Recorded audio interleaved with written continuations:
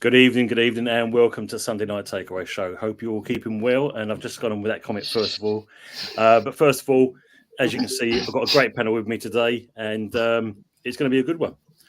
First of all, I'm going to say hello to Richard, Anthony Herbert's brother, the better looking one out of the two, obviously, by the looks of it. Yeah. Yeah, you've got it right. Hello, Brian. Are you all right? All good, mate. All good. Glad you're on here as well. So good to see you in there. And Jez, how have we been? It's been not a great week for us, Europe-wise, but back on top. Yeah, for a little while. Yeah, disappointed, man. Disappointed with that game at Bayern. I actually called it. I said I'm confident we were going to win 2-0. But it didn't happen, mate. We're out again. That's it. Done and dusted. All of us are out of Europe. Disappointing, really. Disappointing. And, it's been a good week, man. I can't deny. Got away with it yesterday against Wolves. Very poor team. I still think Arsenal are a bit lacklustre, if you want my honest opinion of you. Saka, to me, man, don't play him for the rest of the season because I think he was absolute rubbish, to be honest. And great game today. You know, that just shows what the FA Cup is all about. Yeah. Absolute stonking game. And that is what really winds me up, is why Arteta throws the FA Cup in the bin. One of the best FA Cup semi-finals I've watched for a long, long time. Yeah. No, exactly. Yeah, seriously, I agree on that. Game, man. Seriously good game. And fair play to Man United. You did it. I won't lie. I was behind Coventry. I always like the underdog to get in, unless it's Arsenal, of course. It was a great game, and well done, Man United. Well, on that note, we'll go to Fuzzy with his gurning face. How are you, mate? Well, it's a little bit of me's glad and relieved, you know, that we're in the FA Cup final, a place where we should be, and it's a second consecutive FA Cup final as well, so that's something to take away. But my God, in terms of when I run my match prediction, I said, there's no way that this is going to be this 3-4, 5-0 scorelines that some United fans are confidently predicting. I'm like, bro, do you quite understand this United team, those players? It's one of the worst grade of opponent for this team to play against in that kind of an occasion. It's mental, absolutely mental. 3-0 up until the 70th minute. It looked like we were cruising. 3-0 Coventry City, a team that lost 3-0 to Birmingham previously. They lost 3-0 to Birmingham. They're bottling the race for the playoff places to get to the Premier League. We were 3-0 up against them. We almost took the cake that Wolves were eating, the cake of embarrassment. We almost took that off of their plates and said, "No, we're going to finish this off." So, not happy with what I saw. Glad that we're in the final, but I am not happy. I could get there. Sorry, I'm just got a Pepsi here. Early door looking through his disguise. Yeah, unfortunately, I can't cover this face up. Anthony, how are you, mate? Oh, I'm not too bad, mate. You know, I'll be honest with you, we haven't had a bad weekend of football, but you know, with our game, the Arsenal Wolves game, I predicted 2-1. I'm not knocking the scoreline here, saying 2-0, but I tell you what. what an absolute crap game. It was a bore fest. There was nothing going on in that game. But I suppose when you look at it, if you can actually play like that and win games and get it over the line, then that's fair enough. But listen, if we play like that on Tuesday night against Chelsea, there's no way we're going to beat them. Yeah, don't look good, is it? That's for No. sure. And Jeff, last but not least, not exactly a great day for West Ham today. We've seen some comments in the chat already. Did you see the game yourself? Yeah, I watched the game, Tony. Thanks for inviting me back on, by the way. Hi to everyone in the chat. Yeah, dreadful for us. Awful display. I wish I'd watched the semi-final, if I'm honest. I tuned in and caught the last 5 minutes of normal time, saw the penalty, and watched the extra time. And I have to say, as a neutral, I was thoroughly engrossed, thoroughly enjoyed that 35, 40 minutes that I watched, and was better than anything I watched watching my team today. Mind you, to be fair, Palace were good, right? So I'll take nothing away from them. But yeah, we were absolutely god awful. I mean, aging back four that looked like it's ready to pop down the post office and pick up its pension. I'm sure we'll talk about that later on and a few. Yeah, we will do. I mean, there's a few things to cover on that. I mean, obviously, everyone in the chat, thanks for joining us. Some great people in there, as always, that support us. As Arsenal Manics alluded here, we've had 24 attempts, so second most shots in an away game for Arsenal this season. Can't hit the barn door, though. Need a striker. Yeah, big thing there on that one there. I mean, the one thing I'm going to cover first of all, before we go into what happened during the week, is basically the Everton-Nottingham Forest game. And the three contentious VAR decisions that basically, according to them, wasn't anything to go worry about. I mean, the first one for me was a clear penalty, clipped him on the back of the heel. But when the VAR looked at it, it was a case of just light contact, nothing wrong with that. But how many games have you seen, Jez, Jeff, Anthony, Richard, Fuzzy? We've been in games where we've seen contact like that, and it's cost you a penalty. I didn't actually see the game. I was actually out. So yeah, on that one, Jez, he clipped him on the back of the heel. I mean, yeah, you could say it was minimal, but there was still contact nevertheless in the 18-yard box. He told me. Yeah, Wow. he told me, man.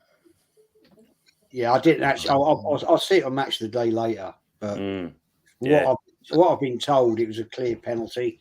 Big up, and also he told me that VAR man was a Luton fan, and yes, Forest have put out a complaint about that for respect for them for doing that, man.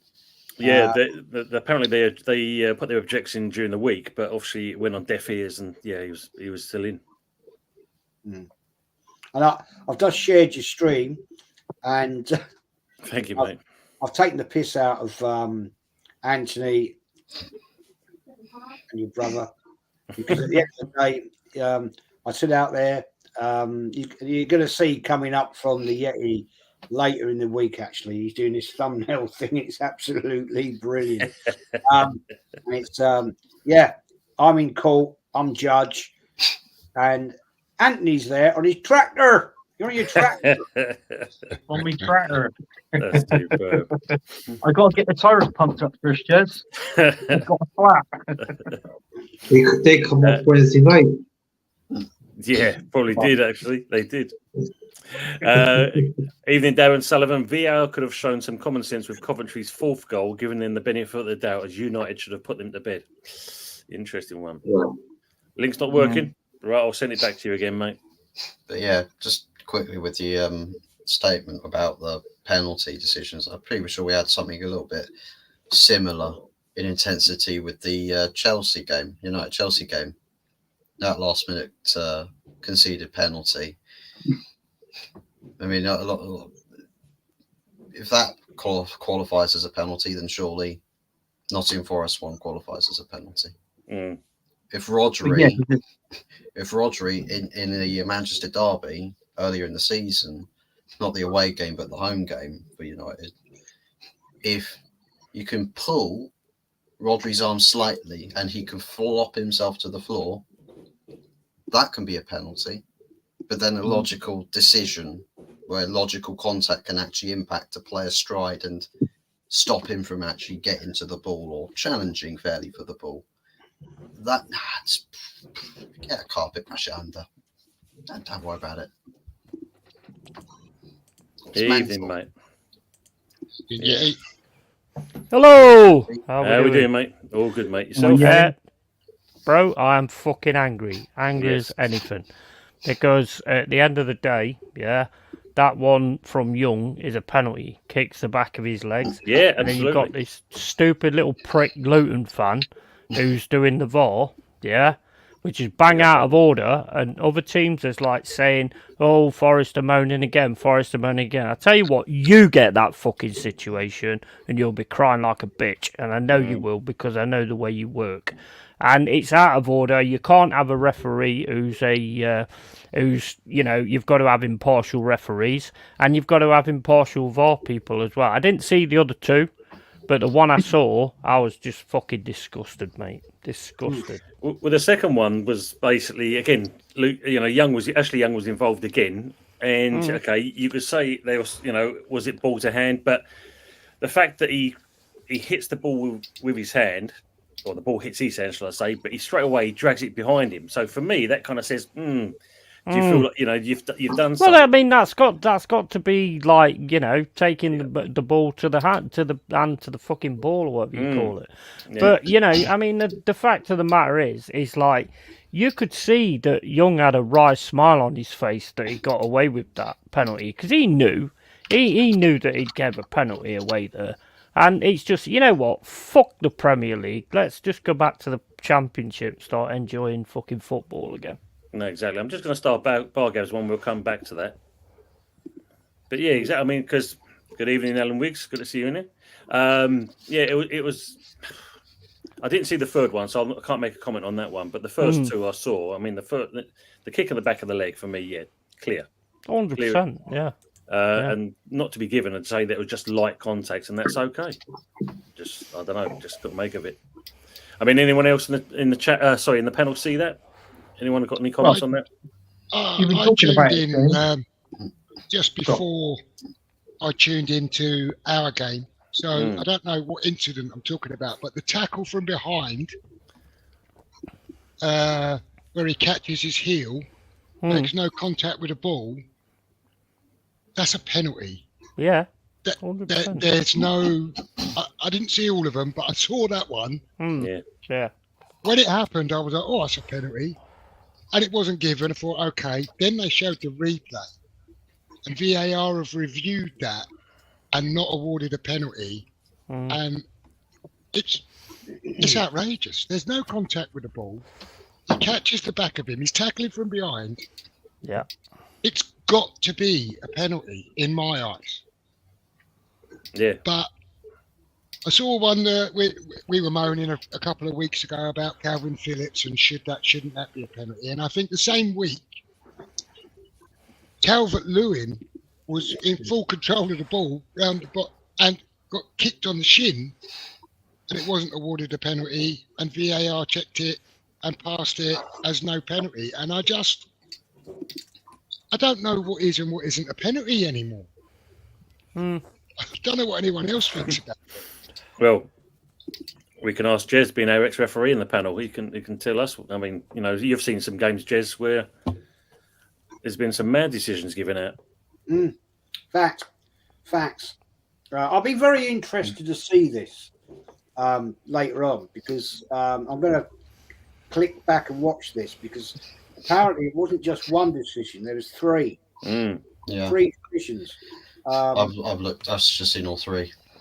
And I want to look at that and think, well, how can you get this so wrong? How can you get it? I mean, I don't want to get into the fact right now, right? But I'm sure we will talk about it. The VAR man is a Luton fan, and at this time of the season, we're going into a very difficult time for those lower teams in the Premier League where every single point is crucial for survival. Absolutely. I totally disagree. I mean, I said to Yeti when I was on his watch along, right? If I was an Arsenal fan, right, and we're playing Chelsea on Tuesday night, okay, and we've got a Tottenham guy in VAR doing that game, I'd be seriously peed off about that one. Yeah. Because we're challenging at this point in time for a league title, and that one bad decision can make a massive, massive difference.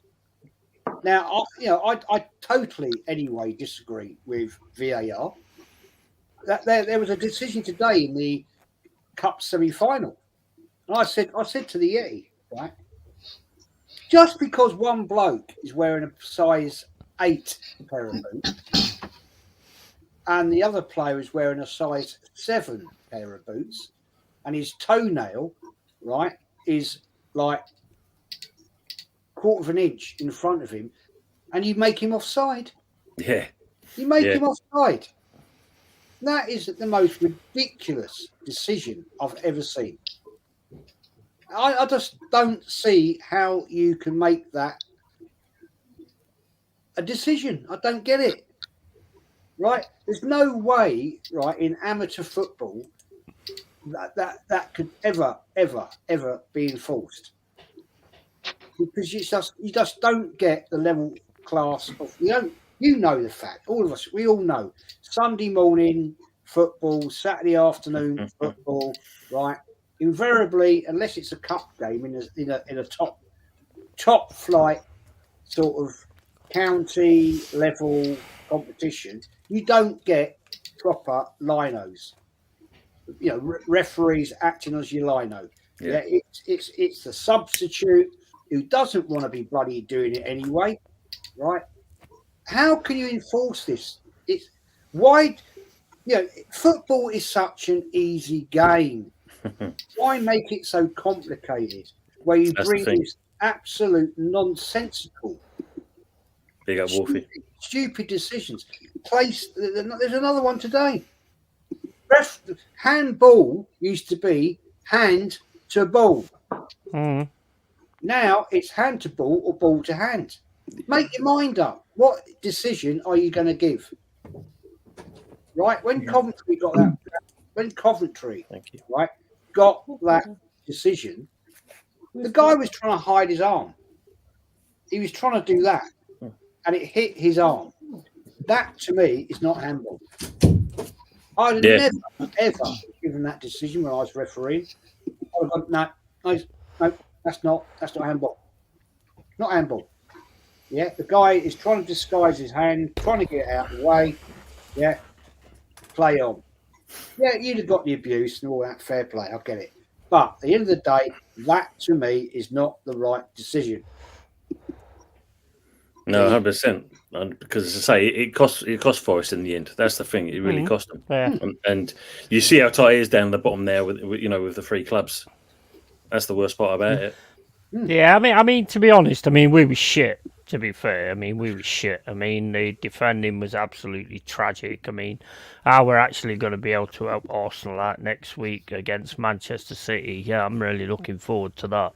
But the fact of the matter is if that penalty is given at 0-0, which it should be, yeah, that changes games. It changes morale, it changes the way that games run and things like that, and that's why I'm so annoyed about it. And I didn't know about the Luton thing, and apparently Forest challenged it before the game actually took part, and the PGML did nothing about it. So, you know what, MLL, you're going to find out what the Red Dogs are about, because we're coming for you now. We're coming for you, and all you teams need to get behind us as well, because one day it's going to happen to you guys as well. It's just bang out a line. No, exactly. Just want to say to big up to Lone Star Londoner, long time no see. Hope you're keeping well, mate. Thanks for coming onto the show as well. I'm on that because at the end of the day, we picked up this a couple of weeks back, funny enough, that you obviously got Mark Clattenburg on your side. And for me, I thought, it's not a bad shout, actually. I think other clubs need to kind of go that way because, not being funny, we need protecting. But what? I get it. I understand where you're coming from. But what does it matter? He ain't going to matter. I know that. What's he going to do? What's he going to do? Shout gladiators ready? You never know, You know mate. what? You know. That way he can just not pick for that after them. How he over celebrated today. I mean, that was. Well, no, I get that because I mean they got smashed by Chelsea 6-0. So basically, they're trying to fight to not be the ones that are dropping down into the bottom three. So I get the celebration. I have no issue with that whatsoever. But it's just like these decisions are just getting stupid, and we've had so many of them this season as well. No, exactly. Look, Wolfgang saying, "Judge the handball against us, not even a corner." Mm. I mean, Anthony might remind us about a certain game that there was a certain goal or ball going out. Yeah, that was past the line thing. You know it was. Yeah, it was. It was past the line. It was a corner. By the way, has Cooper been sacked yet? But no. But you're talking about VAR. You know, I get it. It's not that great. It was a definitely penalty. Didn't make a difference if there was maximum contact or the slightest contact. It's still contact in that area. It's still a penalty. Yeah. Now, what I've been hearing is like what you and Jed have been saying, Yeti, that the guy behind VAR is a Luton fan, right? You've appealed to it, fair enough. But I tell you what, instead of appealing to it, I tell you what, let's scrap it. Let's get it out. Because I got to be honest with you, I think VAR is an absolute pile of bollocks, and this is what's ruining the game. I like that. I'm not being funny, but the Coventry and Man United game earlier. I mean, if like minimum offside, if it was just it nail on the head when he said about it with the 2-0. To me, actually, it wasn't quick. They didn't bring up the line quick enough to see if that player was in an offside position. If it's a leg or a foot, I get it. But if it's if you're talking millimeters, you know, that's it. I think the goal should have stood. But I mean, you got to give Coventry credit, aren't you, for what they've done in that game, definitely. And that is a game that they, in all fairness, that they should have won. Yeah. And if I was a Man United fan, I would be disappointed in that. End of. But look, you've won on the penalty shootout. You've gone to the final. I was looking forward to taking the piss out of Fuzzy, and also the guy above Yeti as well. On Yeti's, what's that? On your right, is it? He's right. Yeah, he's right. Well, I know you don't know your left and right, so that's fine. And, right then, take the piss out my bro, I should say. And then, but unfortunately, it wasn't to be. Big up one of Yeti's bad mates. Good to see you on here as well. Good to see you. Big up. Who is this guy who's doing this? Because I got a funny feeling another title's going to be coming up in a minute. And it always does. More likely. Yeah. The officer rules annoying. How's everyone? We're all doing well, Luca. Good to see you as well, mate. Well, we've got 2 tractors for the price of 1 in this stream, haven't we? Oh, yeah. What's this to West Country accent? Is that? Exactly that. So Lone Star London is saying FFP, no cup replays and VAR changing the landscape of football. And that just goes back to, I think, what Bargav came up with, which what you guys make of the news replays. I mean, does it diminish the FA, the cup by no replays anymore? Yeah, for me it does. It's what some of the smaller clubs rely on, getting a replay and their opportunity to go through. I think it suits the big clubs, those in Europe, and the Peps of this world that want to be in all the competitions and win all the trophies and then moan about how many games they play. I mean, it's kind of like the price of success, isn't it? Right? And if Aldershot get drawn against Arsenal, right, and they scrap it out over 90 minutes and earn themselves a replay, they should get that replay. I think it's shocking, personally, on a personal level. I think it diminishes the competition a bit and takes away some of the integrity of it. I totally agree with that. I totally agree with that. I actually, to be honest with you, I hadn't thought about it like that, because great comment, actually. The fact that, man, Kyle, last night, man, that was wild. Absolutely wild. That was wild. Little Cole. And we were chatting for another hour and a half after that show, man. Seriously. That's a great comment, man, because I hadn't actually thought about it like that. I thought about it selfishly from Arsenal's point of view, in the fact that, do we need these continual replays? No. But if as you say, Aldershot Town draw Arsenal, right, at their ground, right, and they get a good get a good draw. They'll beat you. Up the shots. They're probably the most local team, that. The fact remains, Aldershot Town going back to the Emirates on a replay. The FA Cup works, doesn't it? The teams get half the game, right? The last time Arsenal drew a low-level league team was at Sutton United, right? In Arsene Wenger, his last year, right? Arsenal Football Club, out of respect, all right, Arsenal won the game. But what they did, they said, we don't want your money, right? We'll pay for you to rebuild the roofs on your changing rooms because they leaked. Right? So they said, we don't want your money, right? And let's be fair, Arsenal didn't need that money, right? So they said, keep your money, boys, and actually rebuild the roofs on your changing rooms because they're leaking. Yeah, fair play. And teams like Aldershot Town or those sort of ilk sides, fair play. They should get their return game. And Aldershot Town going to the Emirates, right? 60,000 fans there. Yeah, they're going to get a big payday. Yeah, exactly. And those clubs need it. So I actually accept what you Bullion Lounge said there, man, because I was thinking of it selfishly, thinking, well, with all the games, if we're in Europe, do we need replays? No, we don't. We don't. Especially the way this manager runs Arsenal Football Club. Yeah. We don't need it. But hearing what you've just sold to me, I love the FA Cup. I love that game today. Yeah, I hate it when this manager we have throws the FA Cup in the bin. Total disrespect. Considering he won it, right? Not his team, so don't give me that one.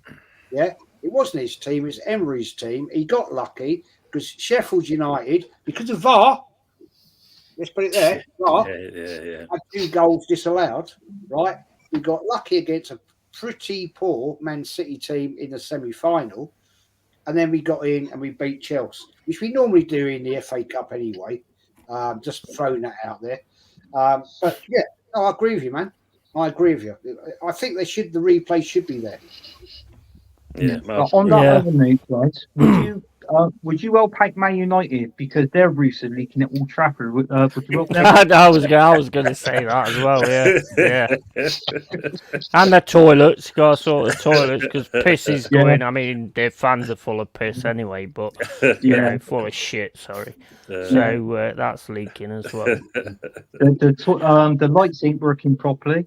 It's infested with rats. Do we all right there? It's doing well so far. Doing well. And I still have to let the fans in. Club. Yeah. Everything that is Manchester United just isn't working at the moment. Wow. Just everything. I'm pretty sure one of the front doors at Carrington's probably broken as well. Probably doesn't open. Probably Southgate will sort it, mate. Don't worry. Exactly that. He'll sort the door by walking face first into it and shattering it. He'll be like, "What? I fixed your door problem. You ain't got a door." Good afternoon, Lawrence from Kentucky, USA. I've just got back from talking myself out of jumping off a bridge, mate. Yeah, our game wasn't the greatest. Enough said on that one, I think. Lucky enough, Jack couldn't make tonight. because we don't want to hear the end of that. Big up, Jess. I was looking forward to that coming up. I know, Anthony. It's the gate which seeks the smaller clubs loses, strengthens and divide as always. And David James says, never been a fan of replays, so I'm not losing sleep over this, to be honest.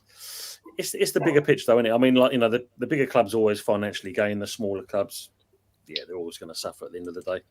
And this is so they reckon by doing this. This is the funny part about it. Going by that comment there, they reckon they can actually plough more money into grassroots football by not doing the replays. So what stopped them before? Because they promised that Who's 2 or 3 seasons back. More money? The Premier League and the EFL apparently, so they say. I don't believe that. I can't see it coming. I say they reckon they mentioned this 2-3 seasons ago. I have not seen that money come down to grassroots. No. Bullshit. It's just lip service, isn't it? We'll say this thing. More money will filter down. Where is it then? What's the structure? Where's the plan to filter this money? Where's it coming from? How's it being raised? They're going to put a levy on the Premier League clubs to put that. Why don't they do it anyway? Well, they make enough money as it is, Jeff. So I mean, there's no excuses really. I don't know. Say 5% of your TV money has to go filter down to whatever lower league football or non-league football or whatever it is. They could do it easily, right? They don't do it, and then they pull a stunt like this, where we're talking about the Maidstone Uniteds and whoever who finally get themselves into the 3rd and 4th round, right? And now they get robbed of that extra revenue. One game here and there. I just, and if it's about filtering money down, why, as you said, why don't they do it? Why haven't they done it already? The thing is, what annoys me, right, is I see this narrative every once a year. Yeah, Arsenal Football Club invest £1 million into local football. Wow. Into dog food, you mean? We bloody do. £1 million. £1 million. Yeah, £1 million. Yeah, wow. A club that makes God knows how much money a year, over 600 million plus in revenue, and you can afford to give £1 million into local football. Yeah. It's nothing. That's an insignificant amount of money. And yet you know, one of the biggest, well, I'm just going to say it, biggest club in London, right? Yeah. And you're giving £1 million to local football. Wow. Well done, people. Yeah. Yeah, exactly. Well done, Josh Kroenke. Well done. Yeah. How often do you turn up and support the local kids or local women's teams, amateur teams, or men's teams? Do you ever go? No, you don't ever bleed and turn up at the Emirates. So that's true, isn't it? Yeah. Yeah, it's true. We're their investment policy on the side at Arsenal with the Cronkies. They don't care what anybody says. That's my opinion of them. And it's like, I mean, they've already come out and said they're going to give Mikel Arteta 200 million to spend next season. Maybe it could go on to 250. But it's like what I said on our show, Tone. I said it on Jed's show when I've been on Jed's show. If he spends that 250, that's his first £1 billion he spent at Arsenal.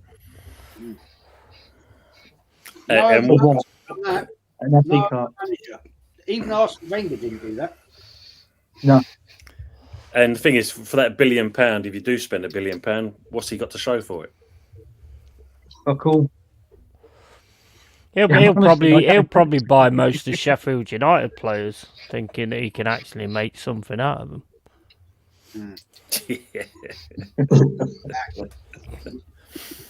Love Arteta. Dear.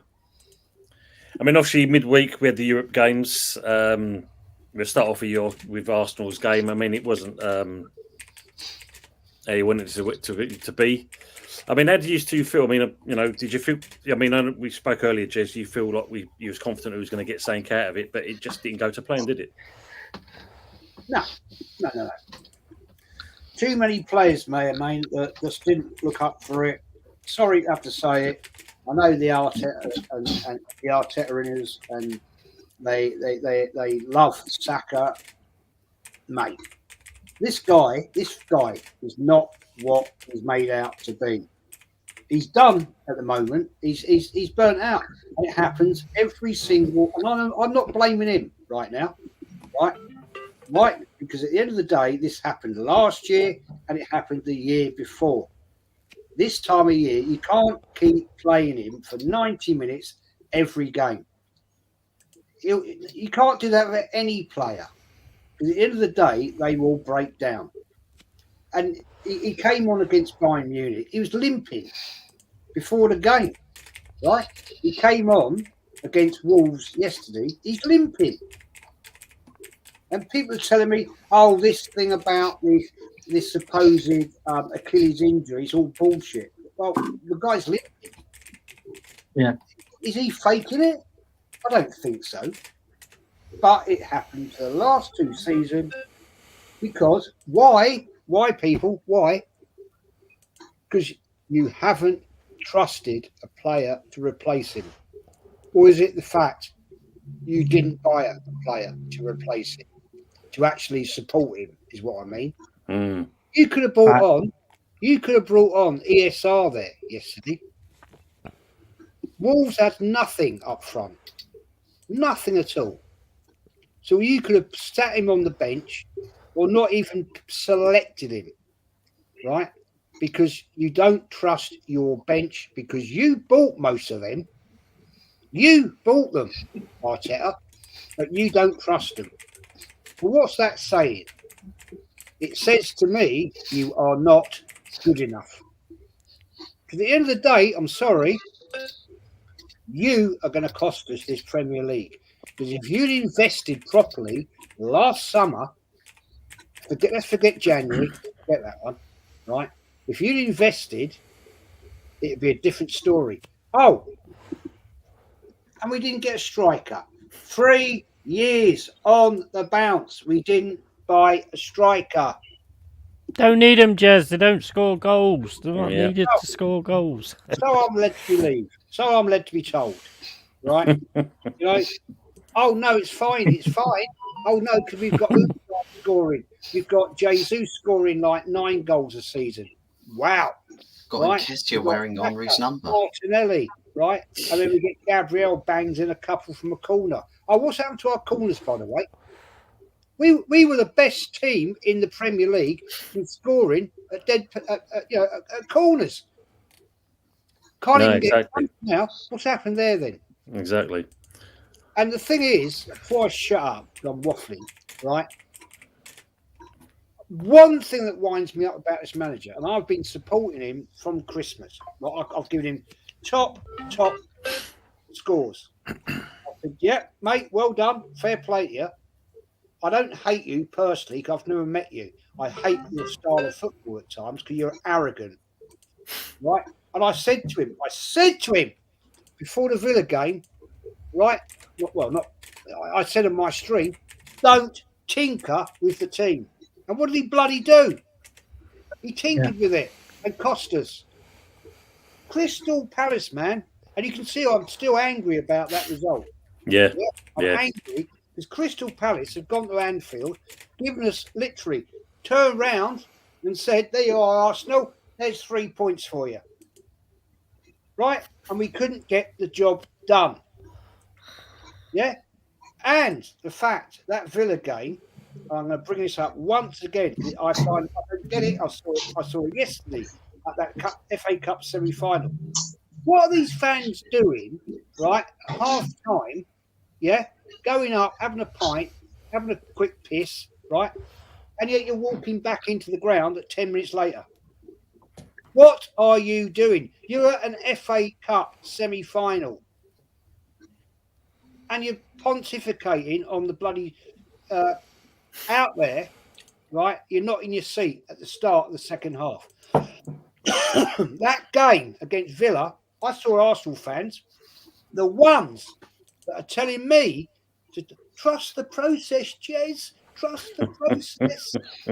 And you're walking out, man, at 86 minutes, 92 minutes, right? I can see the cannon in the seats. Yeah. And when Kenny contacted me after that game, just straight after the game, he said, Jez, I think there's less than about 100 people in the stadium. Bloody hell. And they're all pissed off. And you're telling me, oh, but Jez, you don't know. Oh, we just got to support the club. Trust the process. Fuck off. Don't tell me. Sorry. No, it's right. I mean, like, just go by top four as a trophy. It kind of blends into what you're saying, Jez. And you're right to vent your frustration as a fan. I mean, like, 700 million spent in 4.5 years. Where's that good Saka backup? Where's that Alba replacement? State of the bench is laughable. I mean, that's where it's become there for you guys by the looks of it. I mean, like as Arsenal Medic says, only Odegaard, Trossard, and Rafa have been decent. The rest have been pants. Yeah. Anthony, what's your view on the week? The Europe game plus obviously the Villa game.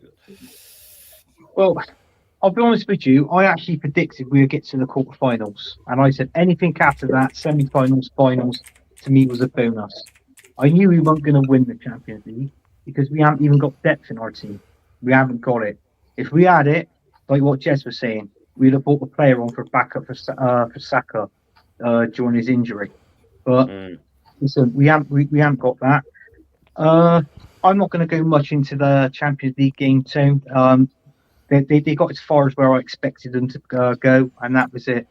Now, the Villa game is a different story altogether. I was actually on Jed's show when he actually said that, don't tinker with the team. And what did he do? He went and tinkered with it. Bringing Havertz back into the midfield area, Jesus up front. It doesn't work. Trossard started that game in the Wolves game, and he scored. Look at the piece of a goal he scored. I'd rather start him, to be honest with you, up front. I really would. But then again, with Havertz up front, he does cause problem with in that 18-yard box. He splits the defence up, and then we can exploit the gaps. And that's what we've been doing. That's how we've been winning our games, 5-0, 6-0, and all that. But I mean, do you know what? I think it might be that game can come back and reflect our Premier League hopes. To be honest with you, that Aston Villa won at the minute, and listen, Emery, he's got that team working. He hasn't really spent much money, hasn't really bought any top quality players in, but he's got on with it, and look at them now, and they deserve that fourth spot to play in the Champions League, if you ask me. And all I know is, if Unai Emery was the Arsenal manager last season and this season, Arsenal would have won 2 Premier Leagues. Yep. That's a fact. Yeah. I'm obviously going to ask from a neutral point of view here, so I'm going to go to your brother. Richard, what do you think about obviously seeing Arsenal during the week? What was your kind of thoughts on how they were playing? I thought it was brilliant to start off. I only watched the second half, and to me, they looked like they didn't want it. They looked like gutless. They looked tired. They had no motivation in the team or nothing, and that shocked me because this Bayern Munich team ain't the team they were 7-8 years ago, and I thought Arsenal could have gone over there and got something. But watching them, I agree with the Arsenal lad there and everything. They were flat. Everything, they just didn't get going at all. They didn't get from the off really to me. But I think they've improved this season with their football. It's been better than last season, and they've put some teams to bed and everything. But again, you look at sides like Man City and stuff like that. They got the depth in the squads, and I think this is no telling with Arsenal. They got no sort of backup for tired players, injuries, suspensions, or anything. They haven't got it there. I mean, I like the last Smith Rowe. I thought last season he come on and everything, and I thought he looked a very good player, but he's frozen out a lot, hasn't he? Yeah, no, exactly. Well, there's been a few players. I mean, obviously, you're going to come to the central three. Start with you, yeah. I mean, obviously, I know you do a lot of watch-alongs with Jez, but looking at how Arsenal started off the season and how they are now, I mean, do you think they are where they're supposed to be, or do you think it's all you feeling Butlers. Yeah, well, yeah, exactly. I mean, they are bottlers. I mean, the thing is, I mean, they want us to do them a favour and stuff like that. They don't ever do us any favours. I mean, chuck us some money or whatever. So, hopefully we can beat Man City, but that's more for us, not for them pricks, to be fair. Hopefully that works out that way. The game against Bayern Munich, I actually thought they came out really well, to be fair. I was expecting them to fold. And then eventually, when Bayern Munich starts putting it on them, they ain't got the bollocks, and they've never had the bollocks, and they just don't have that kind of mentality. So, they're relying on us now to actually take on City and get something.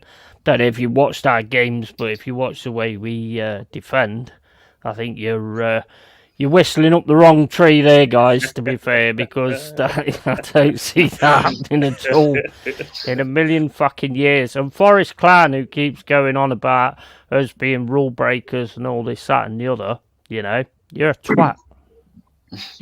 100%. Yeah, agree on that one. I mean, Fuzzy, you look at it this season. I mean, Palace did us a favour this season. Last season, it was Nottingham Forest, and we still ballsed it up.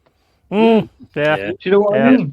Yeah. So it's like what I said. No matter it could be offered to Arsenal on the plate, and we'll just take that plate and we'll just drop it. Yeah, not good, is it? Yeah. Fuzzy, what do you make of Arsenal's rise and demise in certain respects? Oh, sometimes it makes me feel a little bit better about being a Man United fan in the moments. Get a bit of the roller coaster syndrome that United have had pretty much since August. But yeah, for me, there's a knack with this Arsenal team where it's like they get to certain games and they drop a level of intensity. And one thing that I always got, like the biggest compliment that I had to give to this Arsenal team in the last year and a half, is that they can play up to a great level of intensity, and when they do so, no one else really in the league, maybe barring Man City, in some cases Liverpool, can live up to it.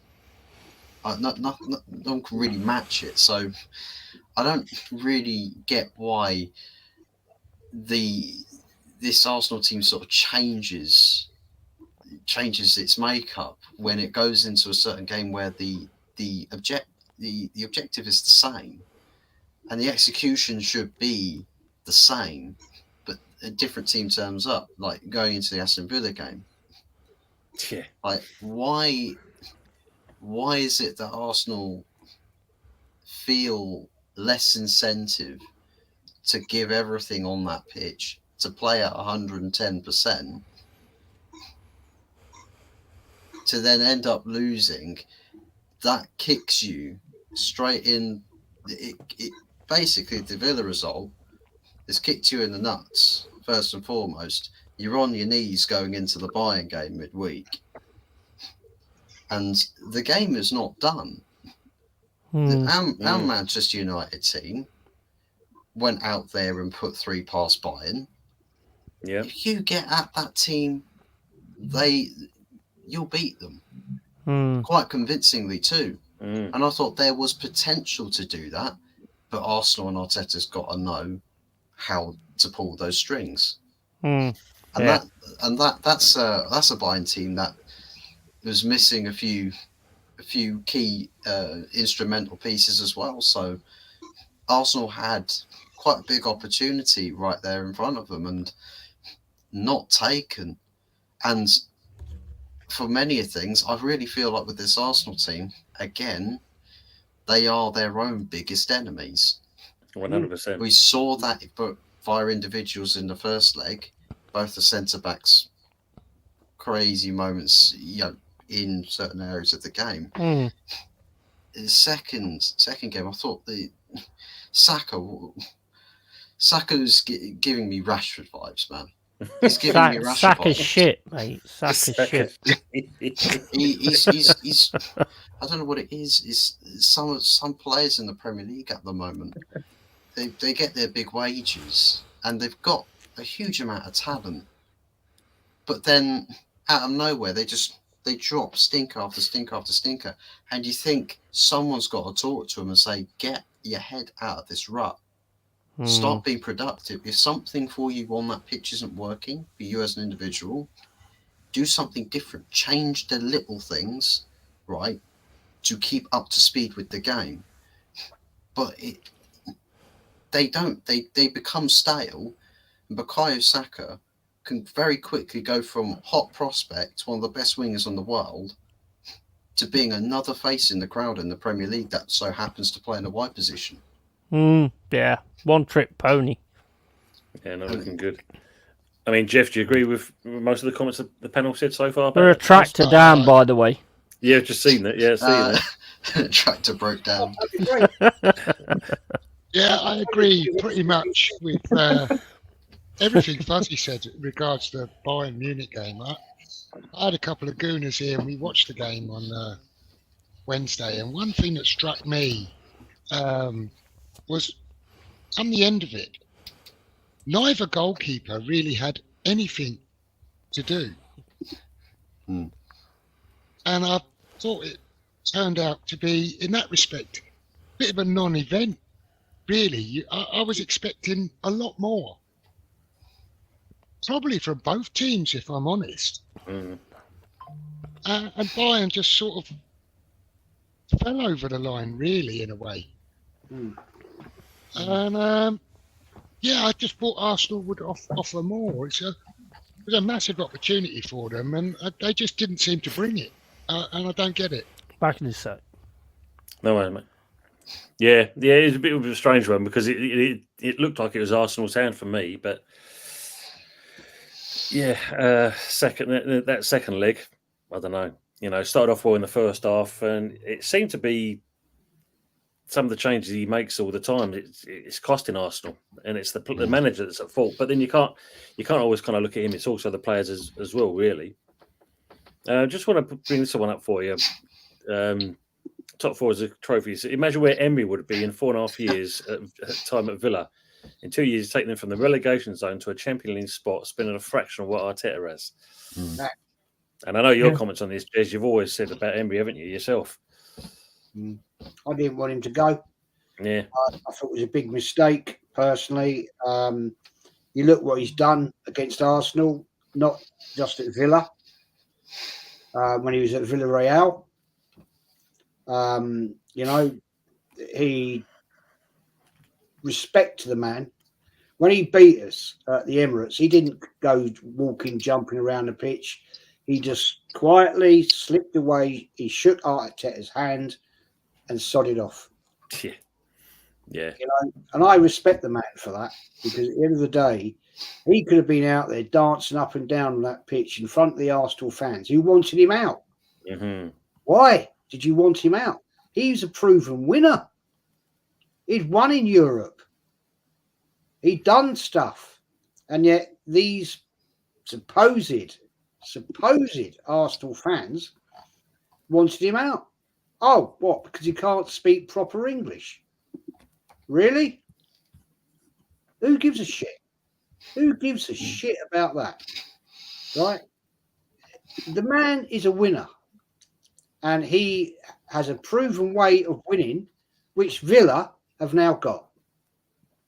And they will go on. They will go on. And I think they will do very well. And good luck to them, in my opinion. Yeah. Bloody good luck to them. I mean, he's won 7 Europa Leagues. He won PSG the league before he left them and came to us. And it's like what I say, with a decent manager, look, you just got to look at their CVs.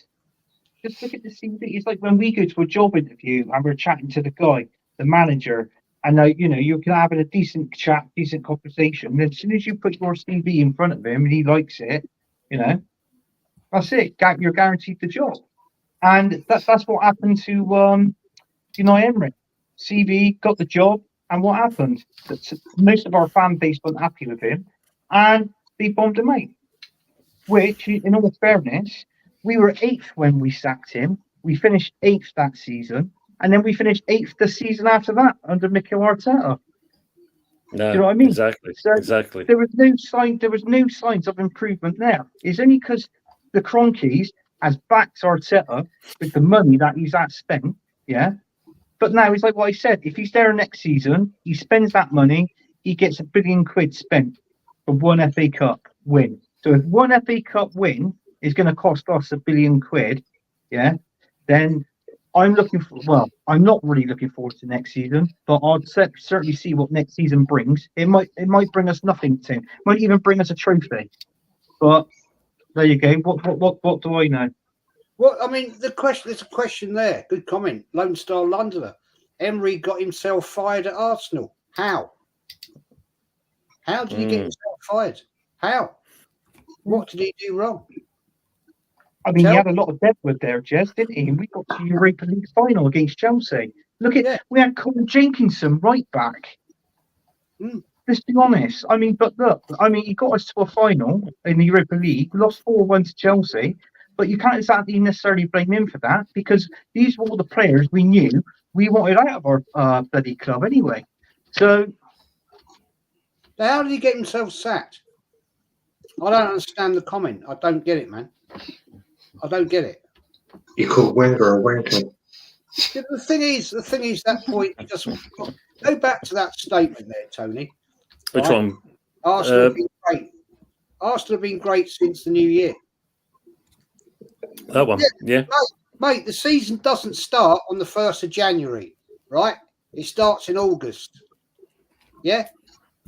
I've seen this excuse all the flaming time, right? The season starts in August, not at the 1st of January. Last year, all the bullshit stats that are out there. Oh, look at this. Arsenal have done this. We're top of the league because of this. Yeah, since January. No, Right? exactly. Season starts in August. Well, don't you know that? Do you not understand how football works? Yeah, That's true. You're telling me. How did come answer my question? How did Emery get sacked? How did he sack himself? Rather, hopefully we'll find that one out as if the answer's in there. But yeah, quick one on this one. Obviously, Pepsi Pack, as he says, enough of Arsenal. Let's talk about West Ham. Yes. Just one more thing, guys. Jez, I'm not listening to you having a go at Arteta like that because you won the dinner plate and you didn't. So let's not be having that. Anthony said he dropped it. Yeah. Honestly, you can't make it up, can you? I mean, obviously, you're 2 August champions. There you go. There they are. Yeah, he just didn't win it on Football Manager. No, got bashed up. there you got 5-1. Collins out, I said. Well, if you look at our result today, losing 5-2, I mean, it just sums West Ham up really because I think you can see it coming. You see him basically do fairly well in the Europa League, but then he made some changes, and then actually you see us. He was valiant, but not enough, to let him score. But in the first half of that, the London Stadium, really, West Ham should have put it to bed. And Leverkusen's record could have been broken at that stage, and we'd be the only team that have done it so far. And they went on now 44 league, a run of unbeaten games. So you've got to give hats off to Leverkusen. I mean, great side. There's no two ways about it. But West Ham should really have got something out of that game on Thursday. I mean, did any of you guys watch the game? Apart from Jeff, obviously. Big up Unique. I didn't watch it, to be fair. No. Yeah, I mean, the first half it was us. And you got to see Leverkusen, they were rattled a little bit. But come the second half, you can see, just like Arsenal, who's got we've got an ancient weak bench. And basically, Leverkusen just turned up the tap a little bit. And then before you know it, it was what it was. I mean, Jeff, what's your comments on that game? Fantastic first half. We had they were really, really rattled. They were at 6s and 7s. They didn't know which way was up. So much so, Alonso changed one of his centre halves after 25, 30 minutes. He was absolutely getting torn a new one. He made 2 more substitutions half time. He changed the shape a little bit, and it kind of changed the game. And that is the difference, I think, between Moyes and Alonso, and the squad depth that he has and the lack of squad depth that we have. And there's no way we could probably continue in that game for 90 minutes the way we did for 45. And we didn't really have to, but we lost all momentum. Yeah. And they ended up kind of seeing the game out. They got a bit of a scrappy goal at the end to get their draw, which they maybe just about deserved on the night. But from our perspective, disappointing to... I don't know if it would be more disappointing to win that game 1-0 and get knocked out and say we beat them, or it and lose. Either way, we were out.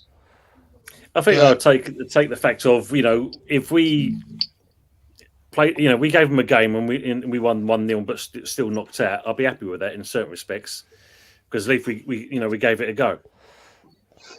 That's the thing for me. You don't mind that. We did give it a go, but we just ran out of steam. I think. Yeah, we've got nothing in there. Nothing in there at all. Good evening to Meta Football TV. Hope we're all well. We are indeed. We're all keeping well. I think the biggest thing that you guys have got to worry about is like who you maybe people are going to pluck from you, after the season sort of thing. Yes. In the transfer window, like Paqueta, for instance. Yeah. Yeah, that's paid a price, aren't they? Man City probably goes, but they're going to pay for it. Yeah. Man City wants him. Apparently they're going to put an £80 million bid in for him. Yeah, I read that Friday.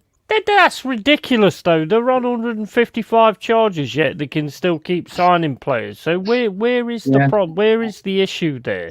These charges, in my opinion, when you're on these charges, even us, if you're on these charges, you should have a transfer embargo.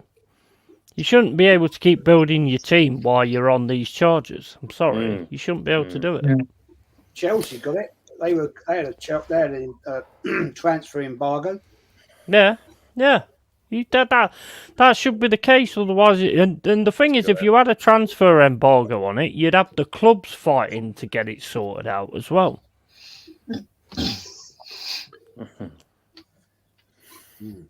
Yeah. The news in Spain about Emery is that he didn't manage to fit in at Arsenal, which made things difficult. Interesting comment. Yeah, it's good. Yeah, it's interesting. A bit like Jose at Man United. He did go 15 games unbeaten. Yes. He's a good manager. He's a damn good manager. Top of the league after 15 games unbeaten. Everybody conveniently forgets that. And also as well, just going back onto that Bayern Munich Arsenal game, the very first game, Sane was the main man. What they set out to do on the game that was this week was to stop Sane, but then Kimmich starts to play a blinder as well. So, and you could totally see that Arteta just does not have the tactical nous to change things up and make it work in a different way. He's a prick. Yeah. Sorry? He's what? He's a prick. He gets the arse wipe award. This is what you say. What? I've got somebody else copying me now. Yeah. Let's talk about West Ham. Let's never seen Palace score so many goals. Well, it's the biggest result they've ever had. And it's typical of West Ham. We give them the red carpet treatment as always, which is... I mean, obviously, I don't know if you guys, apart from obviously Jeff, I don't know if you guys have been watching the interest in certain respects with West Ham, and you've seen the post-match talks with Moyes after the games. For me, it just stinks that he's off. I don't think he's going to be hanging around. Yeah. Nah. The question is then, who do we get in? Gareth Southgate. Arteta, mate, you can have him. Yeah. Yeah, I think You know what? you could have West Ham Arteta. did it. I reckon you lot will get Graham Potter. Get Cooper. He's been sacked, apparently. Could be 10 out. Get Gareth. Get Super I Gareth think taken off the Potter, market. Potter's a good shot, to be fair. I wouldn't mind. Yeah, I don't think it'd be too bad in that. Just before we go on that, just want to say for Jez, yeah, nearly 6,000 subscribers coming up. So if you haven't already, guys, make sure you head his way and give him a little lick up. Absolutely. Let's get into that. Let's get into that 6,000 score. Yeah. Be good to see him Just there. And say give him obviously, a little lick up. yeah, a lick of the like. You know what I mean? I don't know if Jez wants us going around and Look, get yourself 6,000 subs, Jez. Yeah. Mate, you heard it. Give Jazz a lick. You heard it here first. And by the way, this is water. By the way, I'll just let you know that now. Stream the Yeti, mate. You get all of that. You know, he's even going to try and show me his suspenders today. You know what I mean? Hey, wait, mate. I've seen it. I'm telling you. You know what I mean? Big up to you, Tottenham FFC till I die. Good seeing you. Hope you're keeping well. Big up. And also, just let you know in the chat, we will be putting the link in the description of all these guys that's on the panel. So if you're not seeing, make sure you go over to their channels afterwards and give them a lick as well. They all like licks. 40 licks. Yeah. Just call us lollipops. Exactly. Facts. Disabled teams, Evening Stew, he's put a good comment here. West Ham did the fans proud against Leverkusen and made the fan despair today's talk about chocolate. Yeah, it was. Today's definitely about that. Well, Cornet was good. Well, he looked really on it from what I could see Do you today. think they were fatigued? Do you think they were a little bit fatigued? It possibly They is were. that, Jez, because, you got to think, we have got quite an old side. I mean, what's the youngest player? It's got to be 24, I do believe, but the oldest is, most of them are in their 30s. Antonio's 34. Bonner's, I think what's he, 32, Jeff Bonner? Oh yeah, God knows. He looked like he was ready for his picture today. He was so exposed. Cresswell actually came on second half and against Leverkusen and against Palace today. He didn't do too bad, but he is past his best, right? No doubt. Yeah. Emerson was poor today. Soufal's exposed. Zuma and Bonner were just oh my god, scary, awful. Souček, Ward-Prowse, even Alvarez, they all looked off of it. Sometimes they looked like they couldn't give a shit, which was a bit. Yeah. That's what winds you up. 5-2 flattered us today. I'll say that much. Especially Dean Anderson. They scored our second goal for us. I mean, so fair play to them for that, right? But they could have had 7, 8, however many. We were dreadful. We were on the back end of an absolute hiding. That Glasner looks like he could be a bit special, though, to be fair. Yeah, I agree on that. He's got him playing some, he's actually kind of, in a short period of time, he's got him playing some decent football. Yeah. Which I think they needed when you think about it. I mean, no disrespect to Roy Hodgson, but you could tell he should never have gone back there in the first place, in my eyes. That was just a gimmick, I think, more than anything else. Yeah. Eze was brilliant today, but I mean, we stood around and watched him play for most of the game, to be fair. Yeah, But he and was that's brilliant. that's the issue, isn't it? I mean, it's same as like the second goal for Everton. We just stood and watched McNeil. Yeah, what was that about? I don't know, mate. I was going absolutely fucking nuts because I can't stand that.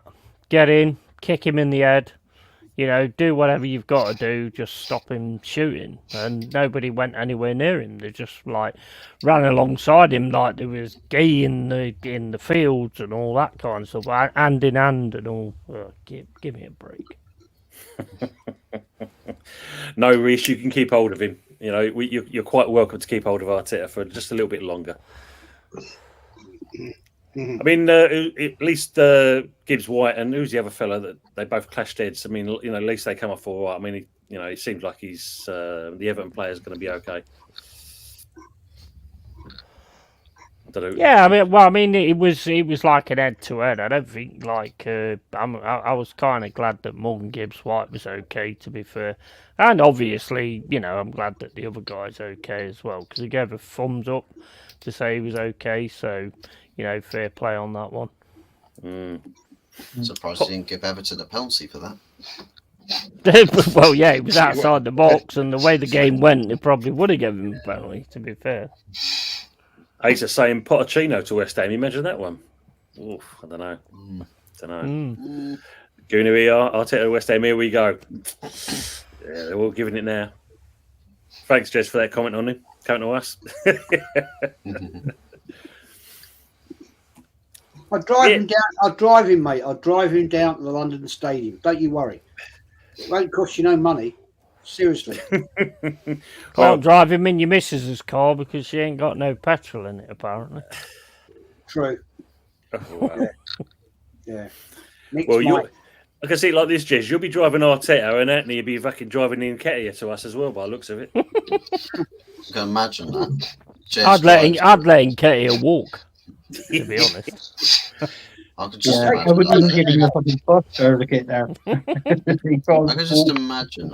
I could see it. Just driving Mikel Arteta down to the London Stadium, and Mikel Arteta's first press match conference is talking about the journey that he was driven on. Yeah. By Jez through the streets of London, explaining the routes, explaining the sights, the sound, the smells. Yeah. The trouble is, mate, he wouldn't see it. He'd be in the boot. He'd be gaffer tape down there. He'd be gaffer taping his hands behind the back and his legs together. Like, just get him out. There you go, fella. See you later. Bye. Jez bringing his fetishes out again. Yeah. Reckon he would come out the boot saying, Jez, this is a disgrace, man. This is unbelievable, embarrassing. You said I'd be in the front seat, not in the Reece has got a question for you, Jez. If we go trophyless again this season, what would it take to get Arteta out? Mate, it will be the fans. It will be eventually the fans will turn. And let me just explain that to you. Been saying this for 5 years. Kenny goes every home game, yeah, right. And he's told me the fans. There are certain rumours and mutterings behind the scenes that people are getting a little bit pissed off, right? And it will take the fans at the end of the day, because all the time, right, the fans are filling the seats, yeah. Then no, you wouldn't put my blood pressure up, fella. You wouldn't put my blood pressure up. He works for me, mate. So you're not going to put his blood pressure up. I've had far worse. The fact is, it took the fans to get Arsene Wenger out because they were frustrated, right? And it will come a point in time. Yeah, there will come. I'm not saying this year, this season, right? But if he will be, Arteta will be here next season. Yeah, 20 years later, Jez is going to be like, they're going to turn. They're going to turn. I'll be dead by then. I'll be dead, right? But at the end of the day, it will be the fans. It's always the fans that get the manager out.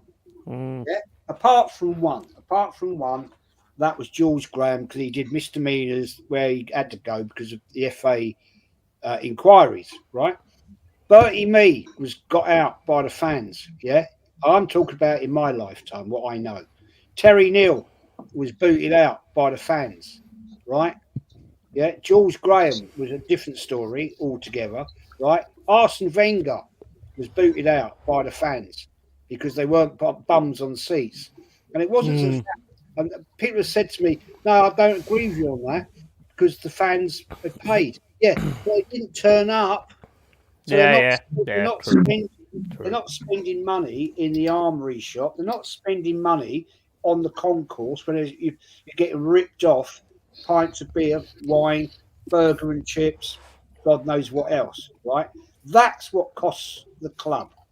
When you've got the accountants looking at the balance sheet, they're getting, oh fuck me, we didn't. Oh, normally on a Saturday, we'd take 2.5 million on the concourse. Oh, today we only took 750,000. That's what hurts the owners, right? Because they are money men. Yeah, right? of course they are. Yeah, absolutely. And And they're coining it in as well, so I don't see no reason why they're going to get rid of Arteta because they're coining it in at the minute, and they've got a front man who takes all the shit. The argument, if you pay, let's say, right, £3,000 a year for your season ticket, right? Yeah, you pay that up front, okay? Well, you pay it on direct debit, however, whatever. Yeah, if you don't turn up, yeah, and you're not spending the money on the concourse, that's what hurts the club. Yeah. They need that money, and if you're not there, it doesn't matter whether you paid $3,000, right, for your ticket. It's the revenue they're not getting on match day. That's true. They're not selling shirts. They're not selling scarves. They're not selling. They're not. And all that. That hurts the club, and that's when the club look at it and go, "Oh, the board are looking. Well, fucking hell! Normally on match day, that's 2 million." Yeah. Just want to say big up to James, E20 Zone TV. James, I've sent the link to you on X. If you're going to look through that, mate, you're quite welcome to come on, matey, and give your comments on West Ham. So we look forward to that one. No, you're right, Jez. I mean, at the end of the day, it's quite unique in the fact, and no doubt it probably flies to Forest and Man U, but, especially for being London clubs, we've got a kind of common connection, a weak bench and... two managers that not kind of want to be shit. That want to, basically, where's the ambition now? I mean, like I say, for me, Moyes looks like he wants to move on, and Arteta, he's digging his heels in. It's shocking, really, that Arsenal don't have a George Graham statue. Yeah, absolutely shocking. True. I mean, best manager Arsenal's had. 6 trophies in 8 years. Yeah. I mean, do you agree? I mean, obviously, Unique 79, good seeing you, matey, as well. The fan base of the football clubs. I mean, obviously, I can only talk about when Arsenal spanked us 6-0, we was leaving by half time. So when you look at something like that, we've had this debate on that one. Whereas, as Jez said earlier on, you literally have, 87, 88 minutes, Jez, and they're walking out.